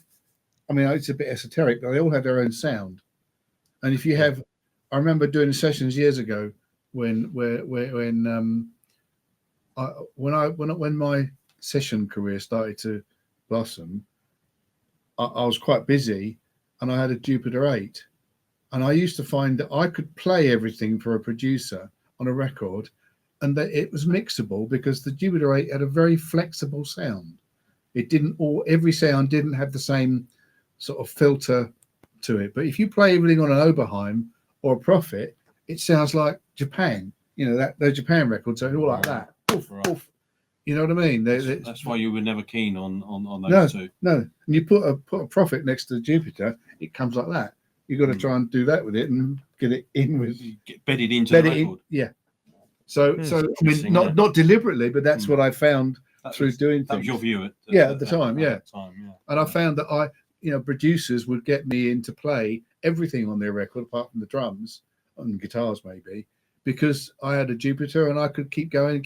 Oh, I love it, a bit more of that. Great. Yeah. And whereas and you'd program your own sounds. It wasn't just factory sounds. That's the important part of what Ian has done for many years with the Roland and the Yamaha DX7. DX7, yeah. Ian was one of the few people, certainly that I know I came across, that I've actually got my head around Yamaha synthesis, digital synthesis, and programmed these sounds. There was a sort of listen to this bass fill. Oh, nice. There was a sort of a perverted professional pride in not wanting to use presets. Yeah. I mean, it's different now because there's so much around. But in those days, I do think people don't take the time to do. I mean, no, they a lot of people with the modular synths, and I know that's super popular now. Yeah, are doing that. Yeah. Because I've done that. I did that on that kit one that Vince made. Yeah, but it was certainly unusual back then, and quite cheekily. I mean, I did have a DX7, and Ian would allow me to have a few bass sounds on a cartridge, and just pre you arriving at PWL. Oh yeah, I would take them in, and and then. Oh, and the bell sound were brilliant. Yeah. Boom, boom, boom, bling. Yeah. So even pre Ian arriving at PWL, we were using his sounds, which I don't. I'm sure you did, mate. But in some ways, I felt slightly uncomfortable about it in terms of, because as well as Stock and Aitken, there was often another keyboard player in those early days. Oh yeah. And the guy that used to do all a lot of the basses and the funky stuff, for instance, on the Princess record, and he's doing the bass on Never Gonna Give You Up, Andy Stennett. Oh yeah. He was great, but I would be slightly concerned about, is Andy going to take that bass sound to someone else or one of the assistants? Yeah. Because once you put your cartridge in and it's gone, and it's loaded, it's anybody's. Yeah. But so I was quite thankful when Ian did arrive, and that's almost like a reward. One of the things, but now I kind of know why Matt came down to me and said, "Well, you got any bass sounds?" There you go. Yeah, see, here's a cartridge. We'd already been using them. Oh no, I didn't realise that at the time. Not all of them, but a few of them. Yeah. And they are quite. I honestly never knew. I never gave them even. You remember? Thought no, probably. What's you just mentioned him, Belgian chap. Ben Lebrun. Ben Lebrun. Yeah, you said, we did a sort of a swapsies. He gave me some samples. Mm-hmm. Oh, can I have your bass sounds? Oh, yeah, all right, mate. Yeah, sure. Yeah. And I never thought about it. It's just I must perceive bass in a slightly odd way, I think, because then none of them are really deep. No. And I think that's why they worked on PWL records, because they're like there. Yeah, Pete didn't like things that were too fat. No, they're not too subby. Yeah. And they're not too bright, but they're there. Very contained. Doing a job. Yeah. Yeah. And I just absolutely. That's where I put my bass sounds, I suppose. Yeah. On the back on almost every vinyl sleeve, there's drums by Alien. Linn. And from what I have read, Phil, in your book and stuff like that, it was more of a union thing than. I say that because I've read so many comments on forums, etc., that people are categorically denying that Stock Aitken Waterman used anything besides that Linn 9000 for drums, because it says a Linn on the back of the sleeve, and it has to be that Linn only. And I'm trying to tell them that, of course, they use drums from all over the place. They had the samples locked into the AMS delay and stuff like that, triggering off the tape, and they did the TR-727 percussion patterns on so many songs. I even did a video about it. So I would just like you guys to debunk the myth that it was only drums off that Linn 9000 on those records. Alien was the person who got the EMU feeds for performances on TV. Yes. Which was Pete Waterman. Which is Pete Waterman, yeah. Pete Waterman would sign the back of the check to Alien and put it. Yeah, exactly. Basically, the 9000 before finally towards the late 80s, Ian and others persuaded Stock and Aitken to go on to the Cubase system and took ages. The Atari, but even then, when they went onto it, they were unhappy with the amount that it kept breaking down. But the Linn 9000 used to break, we had 3 or 4 of them in the building because they'd always be breaking down. But the way to look at it is that basically the Linn 9000 was the heart of the session. It was being driven by a simply code that would have gone down, onto the tape. And they would trigger things just before the chorus. Yeah. Trick to a pattern 3, 4, go, and it would run from the downbeat of the chorus. Yeah. But in terms of sounds, there was very little of the Linn 9000 sounds used, other than maybe, the cabassa, the hi-hat, the cymbals. As you say, kick and snare would have been triggering what's been sampled by choice into the AMS, etc. But what was really valuable about it, obviously beyond the early Linn drums, was that it would record some MIDI. Audio. Oh, MIDI, yeah. So the bass parts were always recorded, often not a whole song, section at a time. 8 bars at a time, through the Linn 9000. Maybe some of the high sequences, but everything else was played by hand, be it Stock and Aitken or Andy Stennett, and later on Gary Miller and other people. So it was the heart of the system that, even, like that time when Banana Armour came back in, I've relayed this as well, and Siobhan said, on Venus, we'd done it very much as a sort of pop, simple dance cover of the original Venus. Matt doing guitars, and the drum beat was boom boom boom boom boom boom boom, very pop. Oh right. And we were mixing the record for some reason fairly late at night, and Siobhan put a head round the corner because they were one of the few bands that would come down the pub, as well as Rick but others did, and said, actually we wanted it to sound like Dead or Alive, that's why we came to you.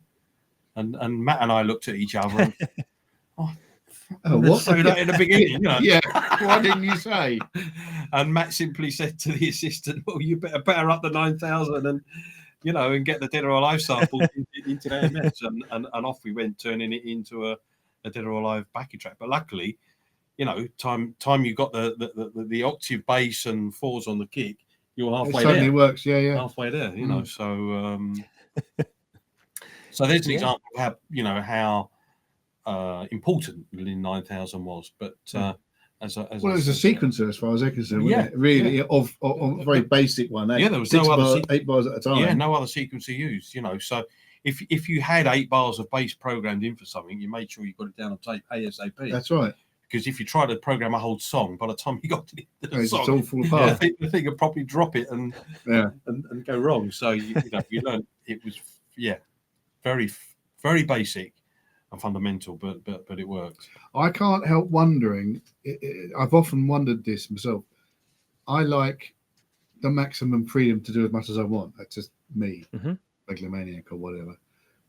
I can't help wondering if that limitation helped make them as good as they were. It could be. Do you know what I mean? It was a simple process of formula. and you work around it, and as you're working around it, your mind unravels. I don't know. Which is why when yourself and Gary Miller and they Tony hated King said, "Why aren't you working on Cubase? Why haven't you got an Atari?" And they resisted it. Yeah, because I couldn't understand at the time. Yeah, but looking back and they had a simple system that worked. And they were still having hits. So why change it? Yeah, limitations force creativity and exactly exploration and inspiration, in my opinion. So I guess that's big part of what I actually think generally there aren't enough now. No, and which is why the art of making decisions as you go along has been lost in music. And you can have anything you want right in front of you now, whenever. And as a result, you that process doesn't happen, which is why a lot of music has become very homogenized, I think, and it's a shame. I mean, it's still really great stuff, but it's because you haven't got to push against this wall of the abilities of the technology that you're not sort of pushing and making choices and working at it. You just that's nice. I'll have that. Oh, well, I like that. It's kind of too easy, really. Careful what you wish for. I love it, but nothing to do with the the pop and everything we're talking about. But I've got this wonderful digital transfer of Captain Fantastic and the Dirt Brown Cowboy, Elton John. In the first track off of that album, and I've shown it to students a number of times because obviously it's only 24 track and the submixing gone on everywhere. So they've recorded, let's say, the drums over 10 or 12 tracks. And it's had to come down to kick, snare, and everything else just a stereo pair. Have you heard Day in the Life? That one? No. There's an example of that, a Pro Tools example of that, where before you got strings and vocals on one track, and when McCartney comes in going, "Woke up, got out of bed," you hear him go 1, 2, 3, 4. Woke up. He's counting himself in, and all of that on the same track as the strings from earlier. On 8-track. Things where decisions are made, and often fast. And there's like a combination of like stereo submixed acoustics, stereo submixed electric guitars, all playing different harmony parts and so on. As an equivalent of what we did on Stone the other day. Like you unraveled when you've done this mix recently. You found that we submixed so many different things along the way because you didn't have the tracks to do it on. There's a new mix out at the moment, Dolby Atmos. So at this point it was time for me to wrap up the interview and say goodbye to Phil Harding and Ian Curnow for now. Phil Harding, Ian Curnow, thank you so much for being with us today and sharing of your vast experience and all those things you went through. And for anyone new and old and fans of your work, what are you guys doing these days? And you have new stuff on the horizon, things you want to share with us? Please let us know. It's rare that we work together these days, but we have done. We have done over recent years, but we closed our studio down in London in 2020 and 2000. I'm talking 2000, about 2020. And so 22 years have gone past, and there's a few things, and including recently where we've come back together. It's been nice actually, and it's been really nice. It's been pleasant, but the Dolby Atmos mix of E17 Stay Another Day has just been released, I believe, in the UK, and it was an interesting process to go through, as Ian was saying there, because obviously we did a lot of submixing and preparation before the final thing. You worked out how many multi-tracks? There was something like 6 multi-tracks, wasn't it? Possibly, yes. Yeah. So there was a final 2, Master and Slave, that couldn't be found. So basically, we've had to cobble together from. In many ways, it's good that we did those earlier versions and submixes, because most of the parts have been found without trying to get it up on the computer, and the stereo mix is also had a remix, and it's been an interesting process to go through. That we've both got reservations. We're very forward thinking and always into new technologies, but whether Dolby Atmos is really going to take off in music, I think It's an people's open listening debate. habits now are different. People listen to music walking down the street on their earbuds, and it's competing with, you know, a bus going by, and, you know, someone shouting over there, and music blaring out of a shop. So that's the way people consume music, I think. And whether you've got time to sit down and really appreciate the depth of space and beauty that Dolby Atmos can provide, I don't know. I mean, in an Atmos room that you want to sit down and concentrate on something, it must be mega. It must be amazing. Fabulous, yeah. But I don't think, you know, if you got a Linn Som deck, you might be doing that. But there's not that many. You know, the majority of people aren't that much into audiophile, I think, which is a shame, but I think it's a fact. So it's of limited. But who knows? Yeah, who knows? I could be wrong. Somewhere in the future, it could be a different, Yeah, different view and a absolutely. different. When we're all walking around with our meta goggles on and existing in a metaverse, it might. But it's been weird for me to sort of, especially as the person that did that final mix that I've described earlier, that you know, from what I can make out on the Dolby Atmos mix, I've only heard it on spatial headphones. You know, the backing vocals are at the back, for instance. The back, you know, vocals. and Brian is right there on top of your head instead of in front of you. So I mean, the thing about surround mixing, and this has been in the conversation for years, whether it's Dolby Atmos, spatial audio, whatever, is a bit like when we go back to the Beatles, when we went from mono to stereo. Someone needs to decide some kind of at least, you know, it's not mature, is it? Footprint or format of what's going to be where in terms of the panning and placement. Well, yeah, let's put the drums on the left and the vocals on the right. Yeah, so the listener can get used to it, and it's going to take some time for that to develop. It has to mature a bit, I think. But we have worked on another project earlier in the year, and unfortunately, we had to sign an NDA for a film, so we can't talk about it. We understand. Well, we like doing film music, but we enjoyed it, and it was a request to go back to, funnily enough, our sort of Pet Shop Boys and Patsy Kensit type of influence. Yeah. But you did took some 3K out of the kick drum this time, right? Yes. We look forward to that. Yeah. Yes. Absolutely. Appear next year, but Ian is the more active of the two of us. I suppose I'm semi-retired, but if that's the right phrase. But I'm actually, you know, you cut me down the middle at saying music, so I can't really not make noise. And I'm doing a lot more production music now, live music, which I really enjoy, because it's not nice. Like, honestly, you know, I don't understand drill. It's fine, it's very good, but it's not something I can do. So I'm doing what I can do, you know, and what I do, I have some affinity with. So I've done a thing like there's a local artist I'm working with called Joe Bailey, and I've done with him. I've done a library album that sounds something like Muse meets Coldplay meets I was another band, Radiohead. Right. You know, because he can do all that sort of vocal stuff, and for me that's been an absolute joy, because it's Rock Arena. You enjoyed that? Yeah. It's I've played most of the things on it. He's played some guitars, I've played everything else, and we come up with the tunes together. And to me, it's completely fresh. I've never made that sort of noise before, so I've really enjoyed having a new sound palette to play with. And then now I'm about to do one which is, inverted commas, shiny 80s pop. But I kind of know what that consists of.